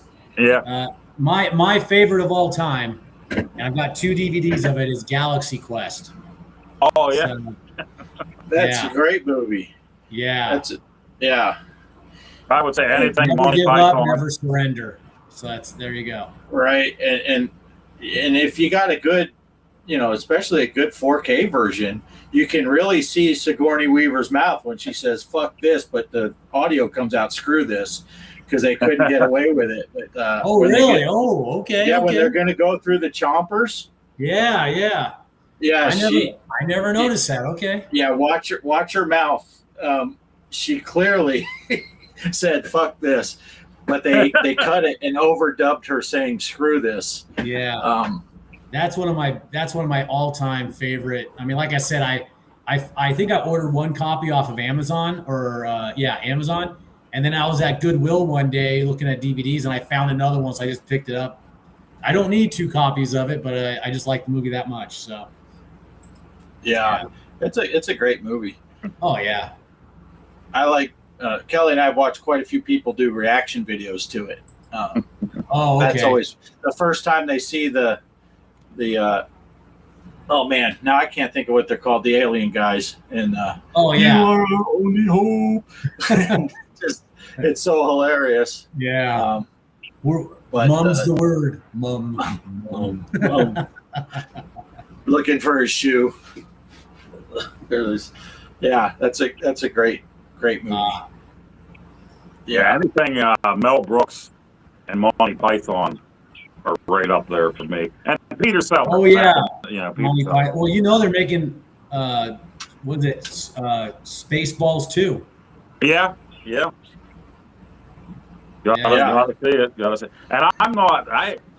Since my son left, I don't go see movies until he's here on leave. So, but I've already watched 3 movies, 2 at the drive-in, 1 at the theater this year. That's like a record for the longest time. I'm usually about one new movie a year for me. So, yeah, Kelly and I have got back into the habit of, we go to El Paso about once a month, do some shopping and stuff like that. So lately we've been going and picking up watching a movie while we're there. And Spaceballs 2 is good. I'm waiting for Blazing Saddles 2 to come out. Of course, with all the editing now, it'll be a 5-minute short film. And It'll be plus, half Mel the Brooks opening. is about 500 now. I don't know how many more movies he has in him. Right. Yeah. Spaceballs, the T-shirt. Yeah. And of course, a lot of us in these, we end up being Spaceballs, the mom joke. We get a lot of the Jay and Silent Bob movies references, and we talked about quite a bit of that last week too. Some of the Jay and Silent Bob stuff, and Mallrats, and all those. Well, there was a discussion. Where was that at? Where we were talking about that Mallrats versus Dogma versus. Oh yeah. That was just the other night, right? What was it, last night? The other night.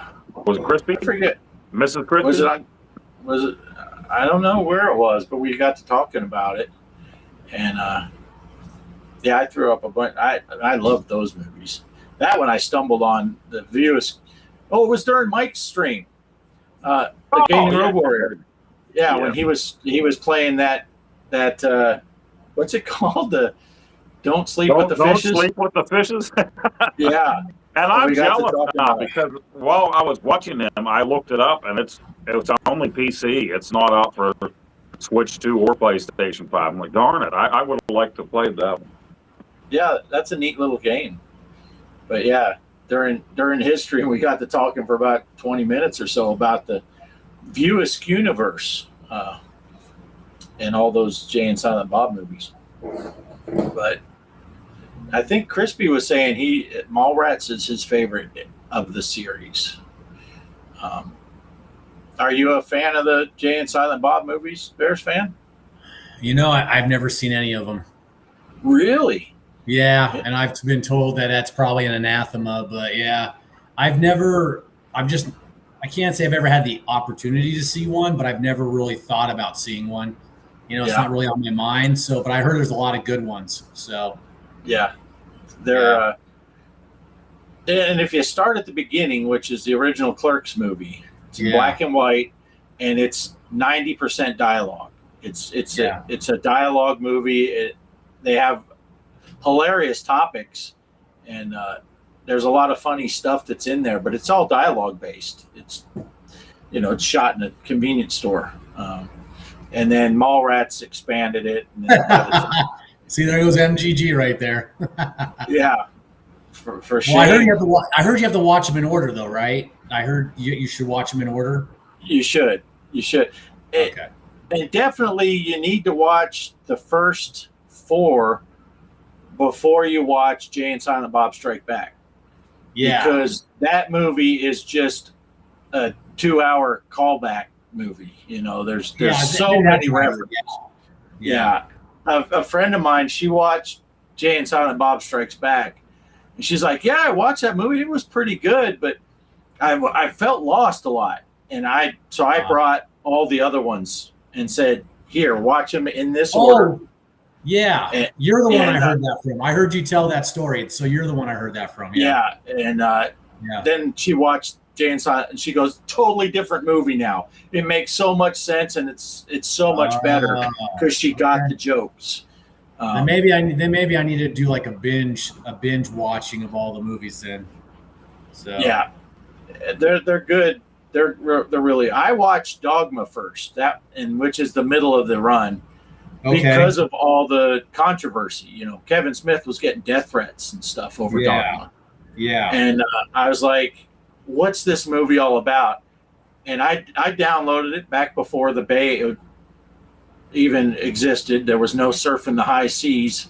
But I found it on a site, and I downloaded it. I put it on CD-ROMs. You couldn't even burn DVDs yet, so I put it on 2 CDs. And I just couldn't stop watching the thing. And then I immediately went out and did the research and found out, dude, I'm starting in the middle here. So I watched them all in a row. And then we went in a row. That's a Clerks reference, 37.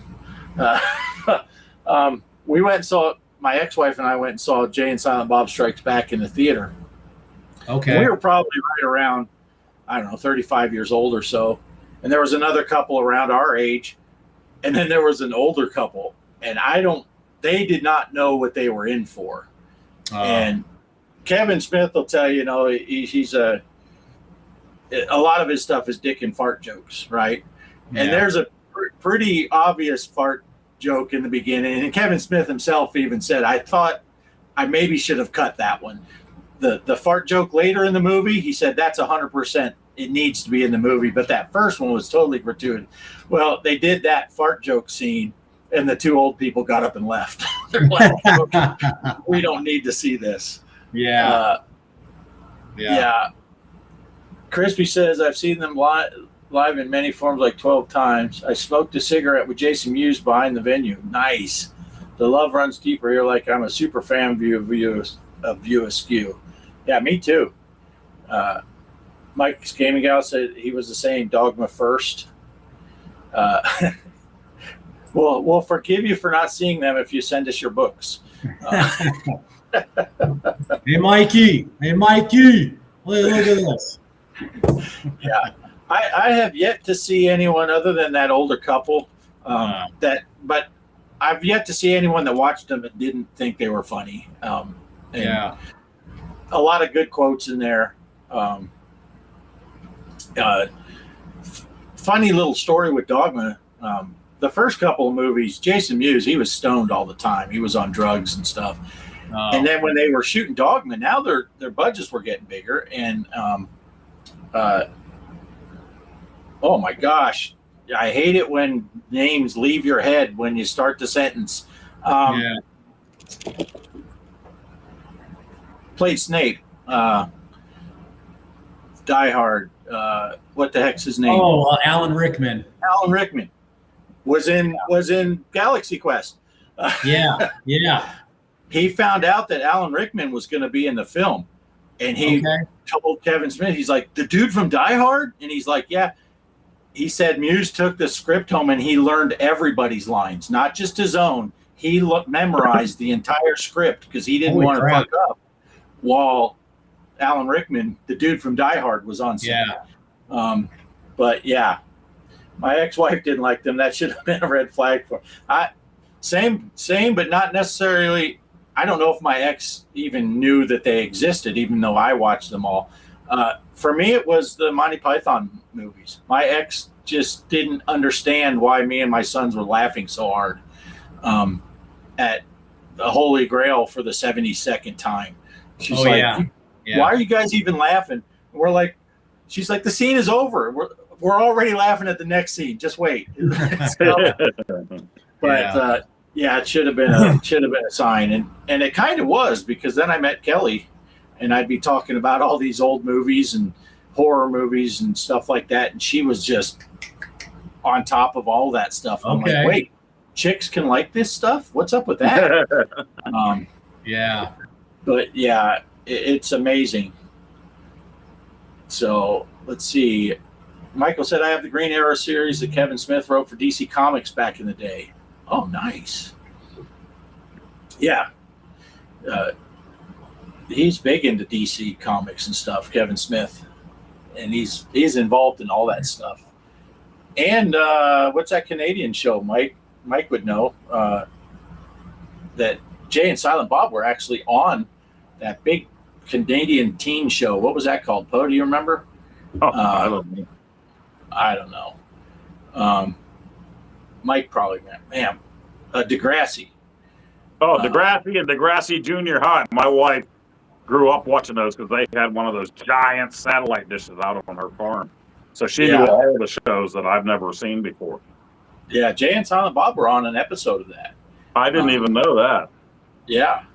Oh, she was so pissed at me. This is like totally something different, but they had a special called School's Out, Degrassi, and it's when they graduated. And the one guy's drunk driving and he kills somebody, and one of the main characters, all this stuff happened. She had this VHS tape she recorded 900 years ago. And one day in the 90s, I recorded something over that tape. And I've never heard the end of it because they never made it available to buy, So Oh, I still hear wow. from it to this day. Wow. Get with. Let me know what it was at the end, or send it to me in text, and I'll do some research. It's got to be out there somewhere on the seas, But I'm right? sure by now it is. Yeah. Arr. Oh, Degrassi. Watched that decades ago. Yeah, it was decades ago. Everything we talk about is decades ago, isn't it? What was the name of the band on there? The Zips. I only know that because my wife was watching them all the time. Nice. Nice. Derek says, me. See, I had to go off camera here again, and I keep looking down. The neighbor's dog is loose again, and it loves my garage. Oh, So I don't think they even realize after I returned it the first time that it's running loose again. It keeps coming in here. yeah. Derek, you can say knee, but if you want to impress us, you got to say what they say when they're no longer the knights that say knee. Icky, something, dang. Yeah. And the Life of Brian, my brother and I quote Life of Brian just as much as we do Holy Grail. Great movie. I remember watching Life of Brian as a kid, and boy, there were some gratuitous parts in there that, There's like a whole total nude scene and everything. In there. yeah, dude, it's like at the very end and everything. It's like, oh my gosh, a young boy's dream. So, yeah, that's Life of Brian is a fun one to watch reaction videos, because when that scene comes and they're thinking, oh, they showed his butt, and then they go the other side, and they're like, oh my god. Right. Then you got the old man coming out of the hole. My proportions. Yeah. By decades ago, I mean I watched it in the 80s. Yeah, biggest dickus. He has a wife, you know. Please, Brian. Oh my god. Yeah, they're saying all of this stuff, so he couldn't say it. Yeah, incontinentia. Incontinentia buttocks. And the guard's trying to keep a straight face, but he starts laughing. Yeah. See him. Throw him to the floor. Oh man. I know I'm doing next weekend if I have it off. I'm watching Monty Python again. I'm not sure a couple of them backhands that John Cleese gave him weren't just unscripted. Oh. And I don't know why, but in Holy Grail, whenever he's charging up across that field, but every time they look back, he's back, clear back by the woods edge again. And I'm just laughing my ass off. He's getting closer, but then he's back there again. Then all of a sudden he's there. It's like stabs the one dude, and the other dude's like, "Hey!" Hey. Yeah, it always frustrates us when we're watching reactions of that movie of Holy Grail, and the people will show the dun, dun, dun, dun, and then it starts over and then he stabs the one guy, but they always cut the scene before the other guy's. Hey. Oh. And it's like, no, that's the funny part. Yeah. Yeah, and then we were watching a reaction just last night, I think, of Airplane, and we got about. It was a husband and wife. The husband had seen it before. He's showing it to his wife the first time ever. And we just got to the Mayo Clinic in Airplane, right? So it's pretty early in the film. And he's had to explain every joke so far, and she didn't laugh at any of them. I'm like, I can't stand it. I'm going to have to find this lady and just so I can poke her in the eyes. Now I'm probably on some watch list for terroristic threats. I need to watch all those movies again. It's been a long time, so I don't remember too many of them. But yeah. And I don't go I think on. I said the Naked Gun movies were good too. What's that? I don't go on TikTok often, but when I do, there's this guy that's Asian American, but he talks like us, but he'll sing songs on purpose with an Asian accent to piss off his wife. And at first I was really into those, but now it's like she's totally faking off the pissed off thing now. It's just like it's not as funny anymore. But when I first started watching them, they were pretty good. Yeah.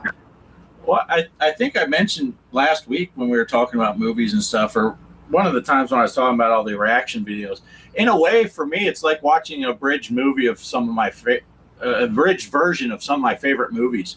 You're watching Airplane and you're just seeing all these major jokes going through it, but our memory is filling in the rest of the blanks. So it's like we remember the movie and we're getting to watch it in 30 minutes instead of sitting down and seeing other.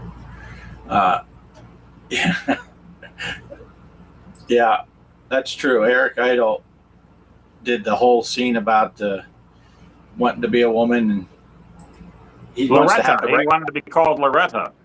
Yes, it's a little too on point. But yeah, great movies that could never be made again, and especially Blazing Saddles. No. Did you guys ever see Shallow Hal? Oh yeah. Yeah. That's another movie that could never be made again. No way. No way. Unless you reverse the genders. Oh. Because if you're making fun of a fat guy, that's still okay. Yeah. Yeah. But you can't fat shame women. Yeah. But men, it's still, I noticed that trend a couple years ago when they were doing the plus size models stuff, which is fine, whatever. But if you looked at the dude side of it, it was still some ripped dude with a 6-pack that's modeling underwear. But you got all these plus size women, but I didn't see many male models that had a dad bod. It's like, Yeah. still, it's so degrading to women that they have these good looking girls in the ads, but don't mind that it's a 6'4" dude with long flowing hair and freaking Schwarzenegger muscles. We all fit that mold, Yeah, This is the underwear show. that's right. This is the underwear model segment of tonight's show. I told you, I warned you before, Bears fan, that you never know where the show's going to go. Hey, I'm like that. I'm Mr. Squirrel, man. I'll be talking about one thing and then I squirrel to something else, and that's my personality. So it's all good. Yeah, I actually Oh, called. here we go. Here goes the mom jokes. I knew it. I knew once you started talking about underwear stuff, someone's gonna say something. Joke's on you, Mike. My mom doesn't wear underwear. He's gonna come back and say, "I know." Oh man, that's hilarious. Oh my gosh. Let me see. I gotta look up Casey's question here. I forgot what tables they are. Yes, Casey, it is confusing. Combat, that is battle on the micro. It's Battle 2016. That is the table on the iScored. It says combat because on Zaccaria Pinball it's called combat. On At Games it's called battle, but it is the same exact table. So play Battle 2016 and put it in the spot for combat on iScored. MGG, we're thinking alike, man. We're thinking alike. Yeah. Okay. Had to get some Casey. business out of the way. Oh, Casey, that's gross. Oh, that's gross. Oh man. So I was going to say, I don't want to change the subject again, but so I know you're into pinball tables and everything like that. What was your earliest memory of pinball? Like, did you have a first table that you played that kind of got you into it, or was it just something growing up with arcades? For me, it was a neighbor kid down the street. His dad had a KISS pinball machine in the living room. Oh, okay. So that's the first time I was really exposed to pinball, and he would let us play on it every once in a while, not very often because we were pretty young. Yeah. But he did let us play on that. That was my first real exposure to pinball. Okay. And then just over the years, whenever I got a chance, I would play pinball. Uh-huh. And in Arizona, of course, now I'm grown. I was out of the Navy. I added on a addition to my house, and upstairs was an arcade and downstairs was a movie theater. And I went out and bought a pinball table, which nice. I got the back glass still, Jokers. Cool. And then a friend of mine who was a competitor where I was a contractor. I built houses in Arizona. Oh, nice. A competing contractor, his son was same age as my son, so we would see each other on the baseball field, little league and stuff. And I got to talking to him, and he had an old EM pinball table that he couldn't get fixed. And I said, "Do you ever get that thing fixed?" And he said, "No, I'm just going to throw it in the dump." I said, "No, I'll come pick it up." And I took it home, and 10 minutes later, I played a game because I got it working. And at the next baseball practice, I went over and said, "Hey, man, I got that table working. You want it back?" And he's like, "No, I gave it to you. It's yours." So that we had 2 pinball tables up there. So yeah, it's that was my first experience with owning pinball. But then obviously when I'm here and I'm in a tiny house, and actually that EM table I got for free from him, I left that in Arkansas when Kelly and I moved out because we downsized down into a motorhome. So we weren't taking a pinball machine.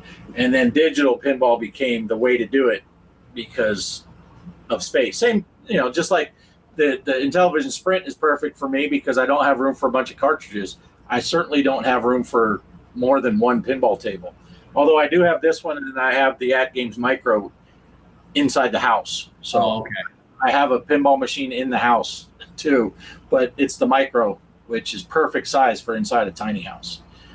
Do the digital tables, do they give the same, I know they have all the same sounds and everything, but is it still kind of like, except for the tactileness, is it still kind of like really playing the game? I mean, like all the sounds and everything, or does it take a little bit of something away from the real thing? Yeah, to both of those things. Oh, okay. I'd say it's about 90% the same. Okay. All the sounds, all the rule sets. If you're playing, you can't see it, but I got Elvira and the Party Monsters that Derek bought me for Christmas a couple of years ago. If you play Elvira in the arcade, Elvira in the park, and then you fire it up on the digital, all the shots are the same, all the scoring's the same, all the sounds are the same, the call outs, the lighting, everything is identical. But there is a difference in the feel. You don't feel the weight of the ball when you're pushing the flipper. Yeah, that's what I was going to say. I'm mostly digital these days, of course, but when I go to play an actual pin, it's like you can feel the heft of the ball with a real pin. Even with haptics, I don't know how they'll ever get that spot on, but they're really close in my opinion. Yeah. Now you can pay a lot of money and get a really good digital table. And some of the At Games, we have the Micro, which has a little bit of the haptic feel for the play field. Oh. And then the full-size ones and the 4K pinball, they have an SSF kit that you put in, and it has a subwoofer. They have other speakers, so when the ball's rolling on the screen, the sound of the ball roll will move. Oh, wow. So if it's in the top left, you'll hear the ball in the top left. If it's in the top right or bottom left, wherever it is. Wow. You can hear the ball moving around, and they have exciters that will focus the rumble effect. So when you're holding it, even though your hands are at the flipper buttons down here, if your pop bumpers are up here, it fires those exciters. So the rumble is coming from that part of the table. Oh, that's pretty cool. I don't have any of that stuff. I could get one and put it in here, but you're talking hundreds of dollars to put all that stuff in. Yeah.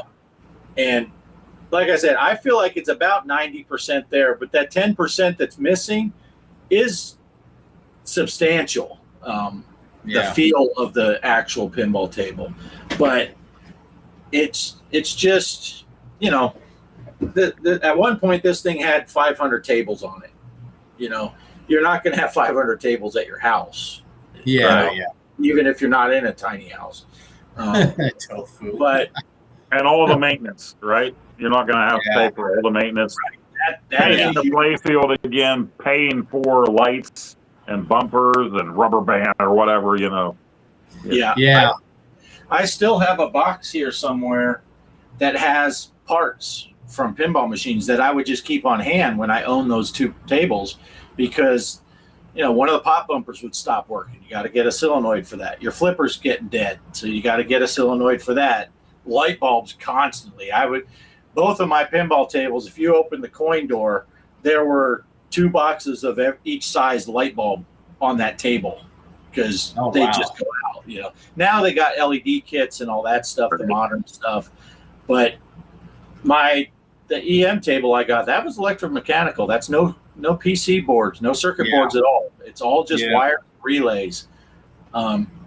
So that they were old school, so it was no LED lighting or anything like that. So, but constant maintenance. G Parker will tell you, he has a Stranger Things table that has a 5-ball multi-ball. He has to replace those pinballs because when they're flying around slamming into each other, it chips the balls. Yeah. It's tiny little stuff you can barely even feel, but every time that ball's rolling, it's tearing up the play field. It's doing damage, little nicks and stuff like that. So he's constantly having to replace the pinballs and wax the table and all that stuff. Where digital table, there's not much maintenance to it. It just works. Well, because I was gonna say, so I played pinball as a kid, but I'd say my first experience where I really wanted a pinball table was me and my buddies would go shoot pool at the pool hall, and they had a Funhouse table there.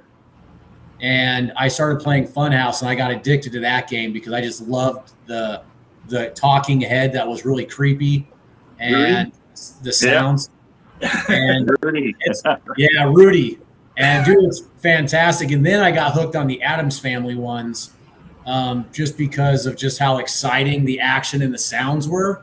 Yeah. So I would play, and I think I mentioned in one of your streams that I went to the Pinball Hall of Fame last year in Vegas, and they had all those tables there. And so I hadn't played Funhouse in it'd been 20 years, and it was so cool. And then some of these other new ones, I'd like to get my own tables, but I don't have the room for them right now. But I like all the sounds and the action because it just you get so much more into the game that way, So Funhouse, love Funhouse, Medieval Madness. Medieval Madness is another one. Yeah. Now Casey picked up. I was surprised. He's the Intellivision Gamer. When we got those At Games micro tables, went down to $250. Yeah, free shipping and everything. He actually bought 2 of them, and I'm stoked because his kids are playing in our little challenges. His daughter's getting really good at some of these tables. She's doing a great job, and it's fun to see the kids getting introduced into this stuff too. Yeah, but it's a great way because that micro doesn't have much room at all. That thing only has a 16-inch screen for the play field. But I don't know. I asked Greg in the last stream, and Poe, you got a micro. When I got mine, it actually was bigger than I expected. Yeah. You hear the name micro, and you're picturing this. It's actually 15.6 inch, I think, screen for the play field. And I'm thinking, okay, this thing's going to be a tiny little. Yeah. And it's bigger than you would think. It plays great. But you are limited on what you can play on it. But it comes with on the go for free. So if you have a laptop or something that can run X and stuff, you can HDMI into it and then use a USB cable, A to A cable, and you can use the buttons and flippers and all that stuff and have your laptop running it or your PC, but have it on the micro, and you're playing with the buttons. Yeah, I would love to do that one day. Once they finally get that little, what is that board for the back of it for your back flap? They're in stock again. They are? They had them on sale during the National Owners Day last week. I was on the mailing list for that, and I never got anything about it. So. Yeah, they had them for $30 off. The Vibs board makes it so you can plug in a second output from your PC or laptop and have the back glass and the playfield work. Yeah, I would have bought that instantly if I had known, but I've been waiting for that. That sucks. Yeah.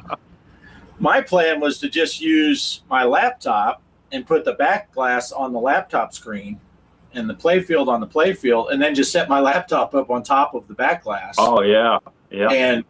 And actually, my laptop, you can do where you fold it backwards on itself. So I could have put it and hung it down in front of the back glass screen and used it that way. But my laptop is not.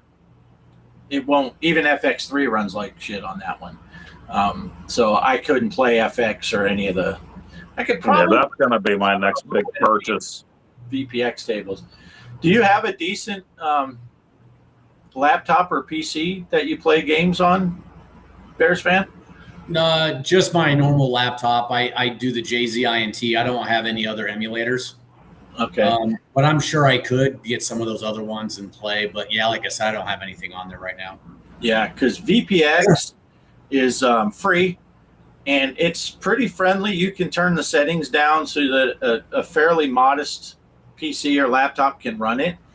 And you can find all the tables are free and all that stuff. And it's something like it would be worth your time if you have some time someday and you're just bored kicking around. Look up VPX, go to VP Universe. That's the place to go. Okay. You can get, there's a new program called Baller Installer. It just runs just step by step. Set it up as a one screen thing. You can play it on your laptop. Go onto VP Universe, find a version of Funhouse for free. You download the program and the back glass and stuff, and then you just tell it to go. Well, you wouldn't need the back glass because you'd be playing single screen, and you would get an idea of how the digital pinball, the look of it at least. Oh, okay. You'd just be playing using your shift keys as the flipper buttons, or that's kind of cool. But you would get to see how it compares to the arcade version, the actual physical pinball table. And like I said, it's free. And it Baller Installer, you said? Okay. Baller Installer. And it's VPX. Yeah. And go to VP. I'll send you some links in Discord. Okay. And some people, they do some amazing stuff with VPX. And it's crazy that it's all free. Which is why they get away with making recreations of real tables, because nobody's making any money off it. It's not technically they're using the actual ROM code for that table, so it's the exact same rule set and everything. But because nobody ever charges for it, the pinball companies don't go after them. Oh, okay. But you're also not going to find like the brand new Jaws table and Godzilla and all those ones that come out in the last 3 years. You're not going to find any of those though, because there's too new. So, but I'll send you some links. Okay, cool. But it is interesting. It's not quite the same as the physical table, but it's darn close. And yeah, it's fun. It's fun. Cool. Yeah. G. Parker has 2 physical tables, and now he has 3 digital tables. So he's and I know people that are digital only, and I know people that have had, like I did. I had physical tables, and now I'm digital only. Just not only the space, but the maintenance. Like Poe said, it is expensive to own a pinball table. That's what. Yeah, the people told me. You try to put in a new one, $15,000 for a freaking pinball table. It's the same thing like owning an iArcade instead of several arcade cabinets with CRTs, capacitors, and crap that you're going to have to replace stuff all the time. Put yourself in danger with these things. You get these like the iArcades where you can just throw the games on there. You know, so much easier and so much fun. Yeah. Yeah. Now, Derek put on here, I thought about using a portable screen with the main micro playfield too, putting it on top. And I've seen that, and especially when the VIBS board was not available, or if you're paying full price, which is $100, you can get like a $40 or $50 portable screen, and then just I've actually seen people say with the micro, it works out perfect. A little 8-inch screen. Just put Velcro tabs on the side. You peel it off when you're not using it. Stick it to it when you want to play your on-the-go stuff. And you don't need a VIBS board. You can just run a second screen. Well, that's cool. Michael says he wants an At Games table as well, but I'm saving my dough right now to make sure I get Zaxxon Arcade Physical when it comes out in October. Nice. Derek says he may have to reinstall Baller Installer, so he might do a video, so keep an eye out for that. Let's see. Yeah, and Derek has all the subwoofer and the SFF kit and all that. But he's had issues with his 4K. Yeah. I hope he gets that straightened That's out. cool. Yeah. But it is fun. And if you like pinball and you don't have a lot of space and money, digital is the way to go. I may have to look into that because I want to get some pinball tables, but it sounds like it's very cost prohibitive to maintain and everything. Yeah. So And I don't know if do you have VR headset at all? I don't have anything modern. I would Okay. say the most modern system I got is a 3DS XL.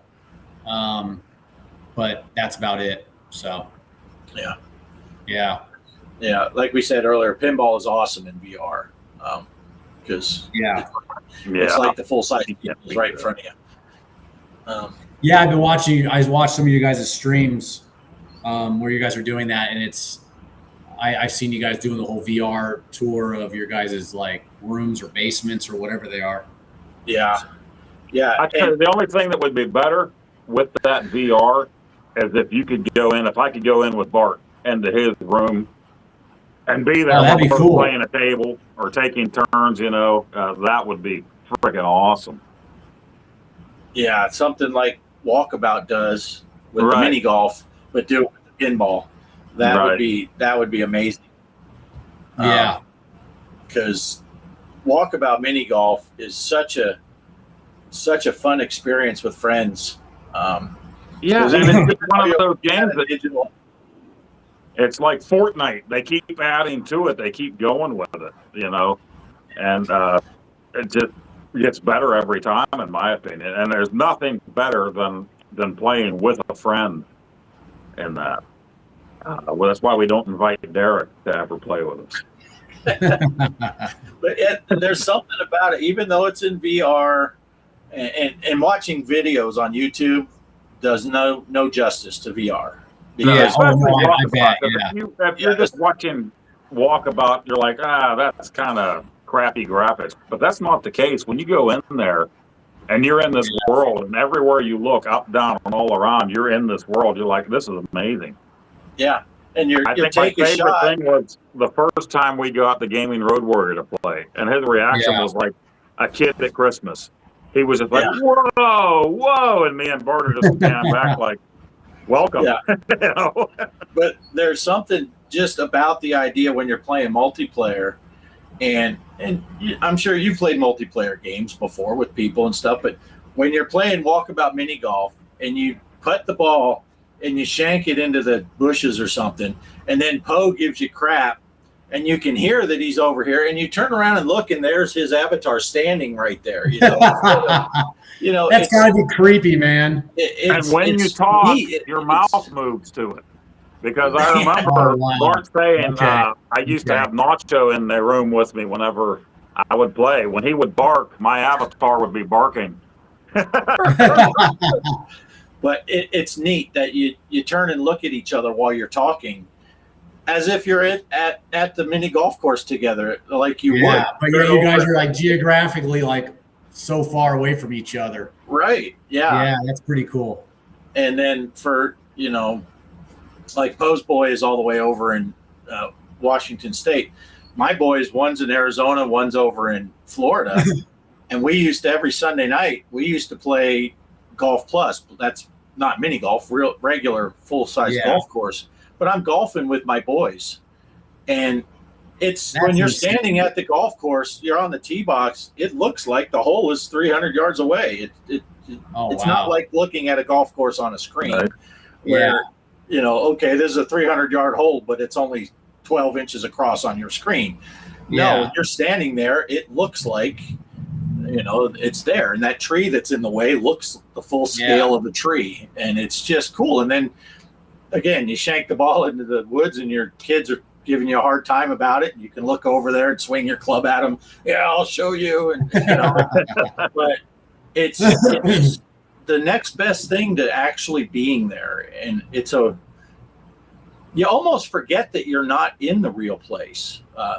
You just, I look over and there's Poe. He's getting ready to putt. And I'm watching him line up his shot and all that. And yeah, it's pretty neat. Look, there's chat that's happening too. Looks like Megan's back. Megan's dad. Tofu says, "Hey, Megan's dad." Nice. Tofu says hi. Yeah, but anyway, that's our little VR rant. But definitely watching VR videos on YouTube just doesn't. You can't grasp the scale. Maybe one day I'll look into the VR headset or something. Yeah, and it is cool. Derek, yep, it's fun to watch all that when the guys. We've invited Derek several times, even a couple times before we started, and I never really get to announce it because Bart and I never know when it's really going to happen until I'll say, "Hey, I'm off today. I'm going to play golf," and he's like, "Okay, we're going to finish lunch, then we'll play golf." Then he'll say, "We're in the room waiting for you," and I'm outside having a smoke or something. But we never get to make a real announcement that we're going live. But if I can play with Bart and Kelly, and I'll tell them ahead of time, I'm going to go ahead and stream this. It's great to have people in the chat. Usually Bart or Kelly will go and look and see what people are saying while we're playing on there and everything, because you can't see the chat live in the headset while you're playing. Yeah. But if Kelly's not playing, then she just reads them off the whole time. Yeah. While we're playing. And then sometimes people come in and make starfish jokes, forgetting that Kelly's watching. That is the one plus with the PlayStation VR 2 over the Quest 3 is that I can stream it live. I wish Quest would get on board with that. Well, Derek said something about that last weekend, and maybe he can clarify. I think they're adding that to where you can stream. That would be nice. But I haven't touched my Quest 3 in quite a while just because I'm always playing on. Oh no. Oh jeez. Oh my gosh. Oh no. Yeah. No. Derek's mom is a cock. I thought only guys could be a cock. Oh man. Oh, that's hilarious. That is hilarious. Sorry, Derek. Pick on Derek too much.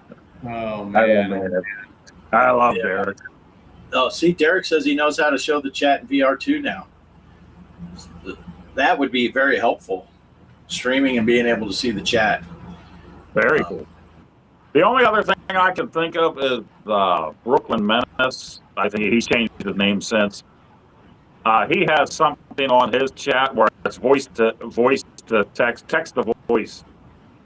Oh, Where while he's playing VR, whatever you type in, he can hear it then. But I've never It really reads it looked off. into it. Yeah. huh.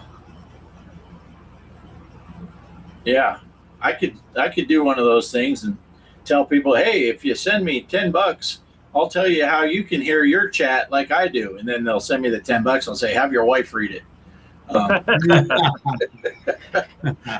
Like all those scam people used to do the thing online. Send me $25 and I'll tell you how to make $1 million online. And then the thing says, tell people to send you $25 and you'll teach them how to make money. Oh my gosh. That is But how we you had do so it. much fun with VR, especially back in the day when we could get all of us together. And G. Parker and the Gaming Road Warrior, me, you, and Kelly, and we had Derek on there. I mean, it made for a lot longer 18 holes. But the more the merrier. So much fun. Everybody joking around, goofing, doing. Someone's going to look for a lost ball while somebody else is sinking a pot. It's so much fun with friends. Standing around for 20 minutes waiting for Derek's ball to stop or something. Yeah, that was something there. Oh, that was the glitch from hell. Yeah, that's funny stuff. All right. What else? So, did you want to plug your books? Yeah, it's time to talk about Oh, the books. I've only got one of them with me right now. The other one's in the cabinet, but So where can we get these? you can get them on Amazon. That's probably the biggest market you can get it from. Yeah, probably Amazon right now. But this one's actually my new book. I published it at the end of January. This one's the ultimate random fun fact reader. The one that Chuck is always saying, if you like to poop and read while you do, then this is the book for you. So yeah, this is my new book. Let me go get my other book. Let's see.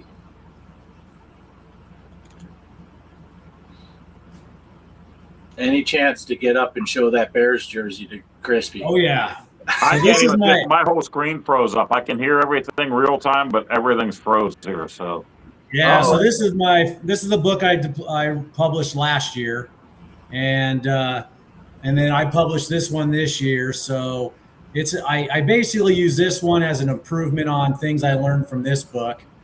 But this is the Random Fun Fact Vault. So you can find this on Amazon. You got to make sure you look for my pen name, The Factsmith. And I can send links or put them, I can put them in the chat or wherever it might be helpful. But yeah, both of these, I got the Random Fun Fact Vault and then the Random Fun Fact Reader, both by The Factsmith. This one, I got a free gift in there. You scan a QR code at the beginning, you get 7 more chapters. That's like this book where it's trivia and it's a bunch of different facts. So the difference between these two books is this book is 30 chapters of, about 40 or so random facts per subject. And then it's got about 20 trivia questions at the end of each chapter. I've got an audio version of this book. So if you go to Amazon, you'll see there's an audio, if you go to AC, what is Audible? So you can get an Audible version of this with a narrator. And you can download the PDF. You can download the PDF of all the trivia questions if you want to get this book. This book I don't have audio yet. I'm working on getting a narrator for it and things like that. But the difference between this book and the other book is this is only 20 chapters, but this is more of a bathroom reader. Hence, you see Napoleon on the toilet. And it's basically, instead of it being bullet point facts, it's you get little paragraphs of each of the facts, so you get more information per fact. So if you're sitting down, you can, learn something in 5 minutes. And it does have it has some interactive elements throughout the book, but it's mainly a reader version, whereas the other one's more of a vault of different facts. So, so they're both on Amazon. The Factsmith is my pen name for these books. And then I've got 3 more manuscripts I'll be working on. It's basically a little more geared towards younger people, but it's more like weird but true stories.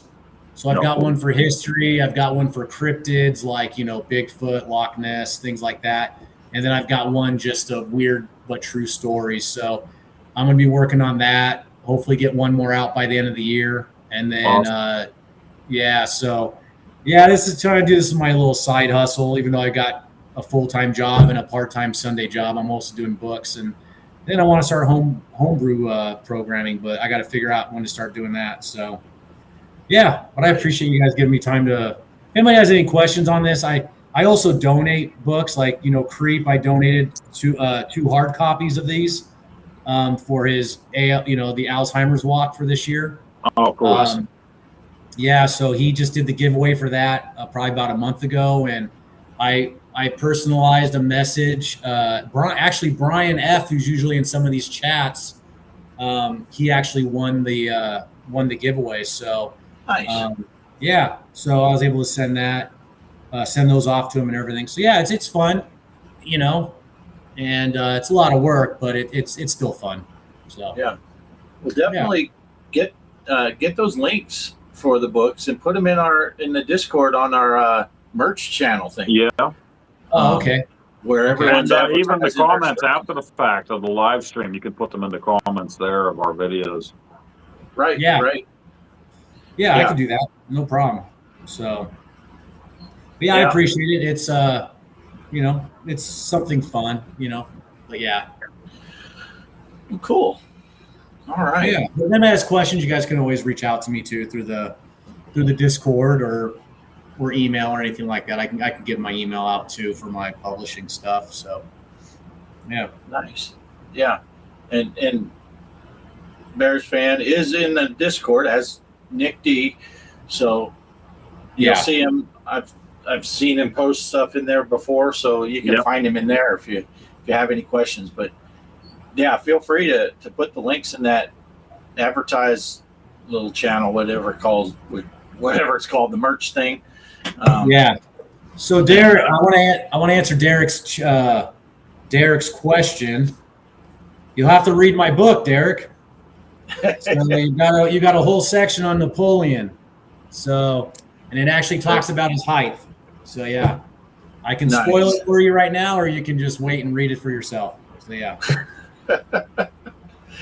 Yeah, that's one of the interesting facts. There you go. Yep. Yeah, so that's cool. I do like stuff like that. Yeah, definitely. Little trivia type stuff and just tidbits of knowledge. That's always fun.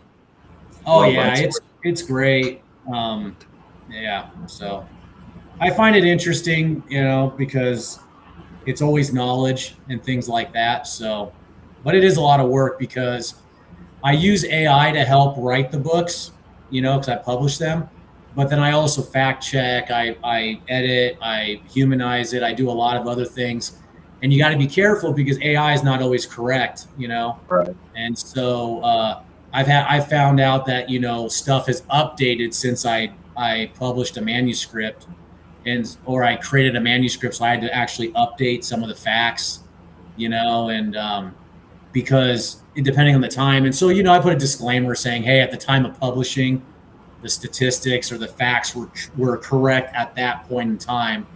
Over time, things might change, So, Right. so yeah, so little things you hear, little things that you learn along the way, and then things that you're trying to improve because obviously you get some negative reviews on Amazon, and so you're not going to please everybody except for Mike with everybody's mom. But so it's things I've learned. So I like to say this is an improvement on my first book, and then my next books I'm doing other things to improve those upon this one as well too. So, but yeah. Right. Well, excellent. All right. What do you think? Should we wrap it up? I'm good if you guys are. Poe might be wrapped up already. He's froze there. Unless it's on my end, but you're still moving, so.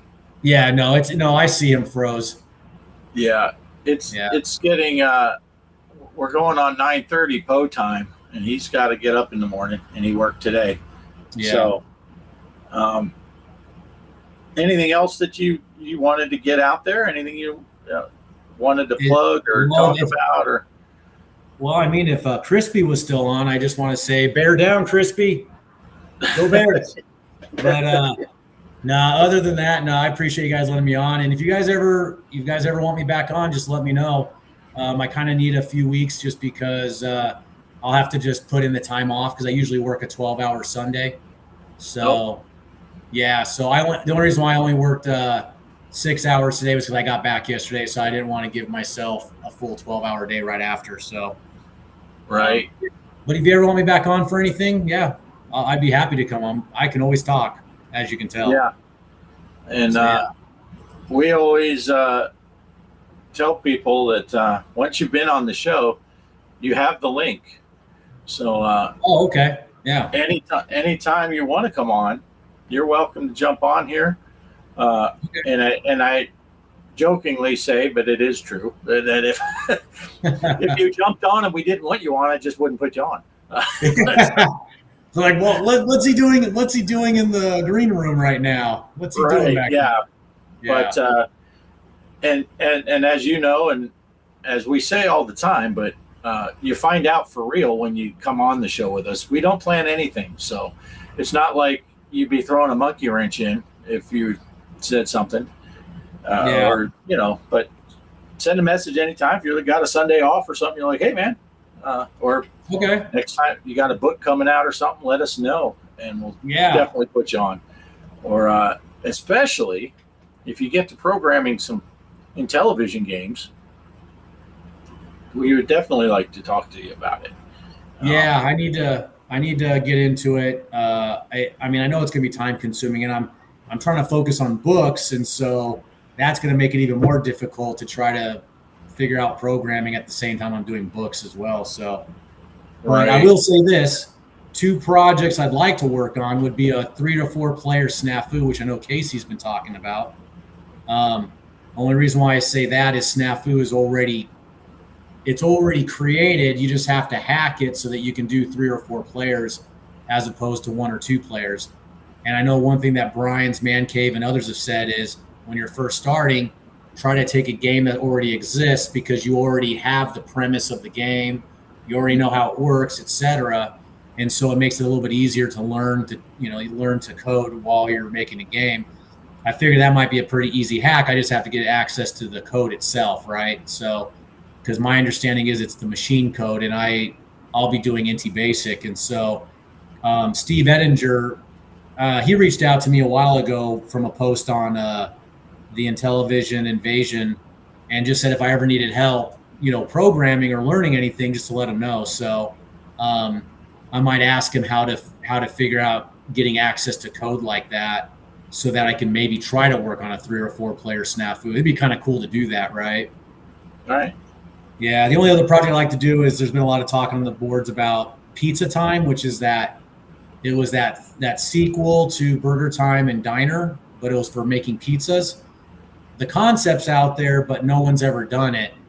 And so I've been kind of thinking about it the last week or two to maybe that'd be something to maybe think about trying to do, because the whole premise of the game is there and the game mechanics is just a matter of someone programming it. So I don't know. I'm kind of thinking about different ideas in my mind, so. Yeah, well, that'd be cool. Yeah. Yeah. But anyway, all right. Yeah. Well, I was waiting to see if Poe was going to send a message. His phone might have died, because I know usually around this time his phone is giving up the ghost. So, yeah. I do know Poe does have some stuff coming out. He's been shooting some videos. Okay. With some of his modifications he's been doing. So everyone should keep an eye out for that. And again, like I say every week, almost everybody in the chat that has a channel, they're all linked in the description below. Go check it out. So many live streams to watch during the week. If you want to watch them, most of these people have great live streams. Go subscribe to their channel, click that bell, and get notified. Yeah, that's about it. It's a program variation of Infiltrator called Solid Snack and Colonel Poe. Nice. So yeah, I'd like to just say thanks for coming on, Bears fan. It's been fun. Nice to actually meet you and get to talk. Yeah. Instead of always just typing in the chats. So keep us posted on all that stuff. And okay. I think that's it. Usually we hang out in the green room for a couple minutes after the show. We got the best part of the week that everybody waits for, the outro to Hanging Out with Poe and Offgrid. So thanks to everyone for sticking around and watching the show, and we'll catch you next week. Here we go. Thanks for stopping by, guys. We hope to see you next week. Hanging out with Poe and Offgrid. Yeah, the retro game stories, you know what they did. From Atari to Zaxxon, every secret unwound. Best closing credits theme, the baddest around.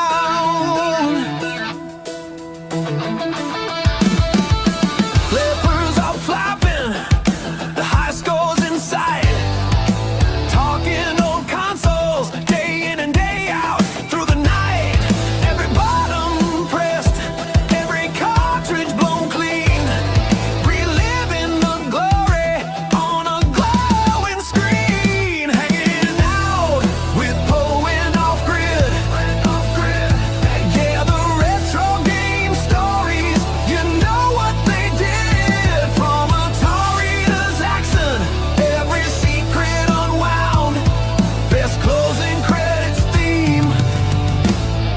the baddest around.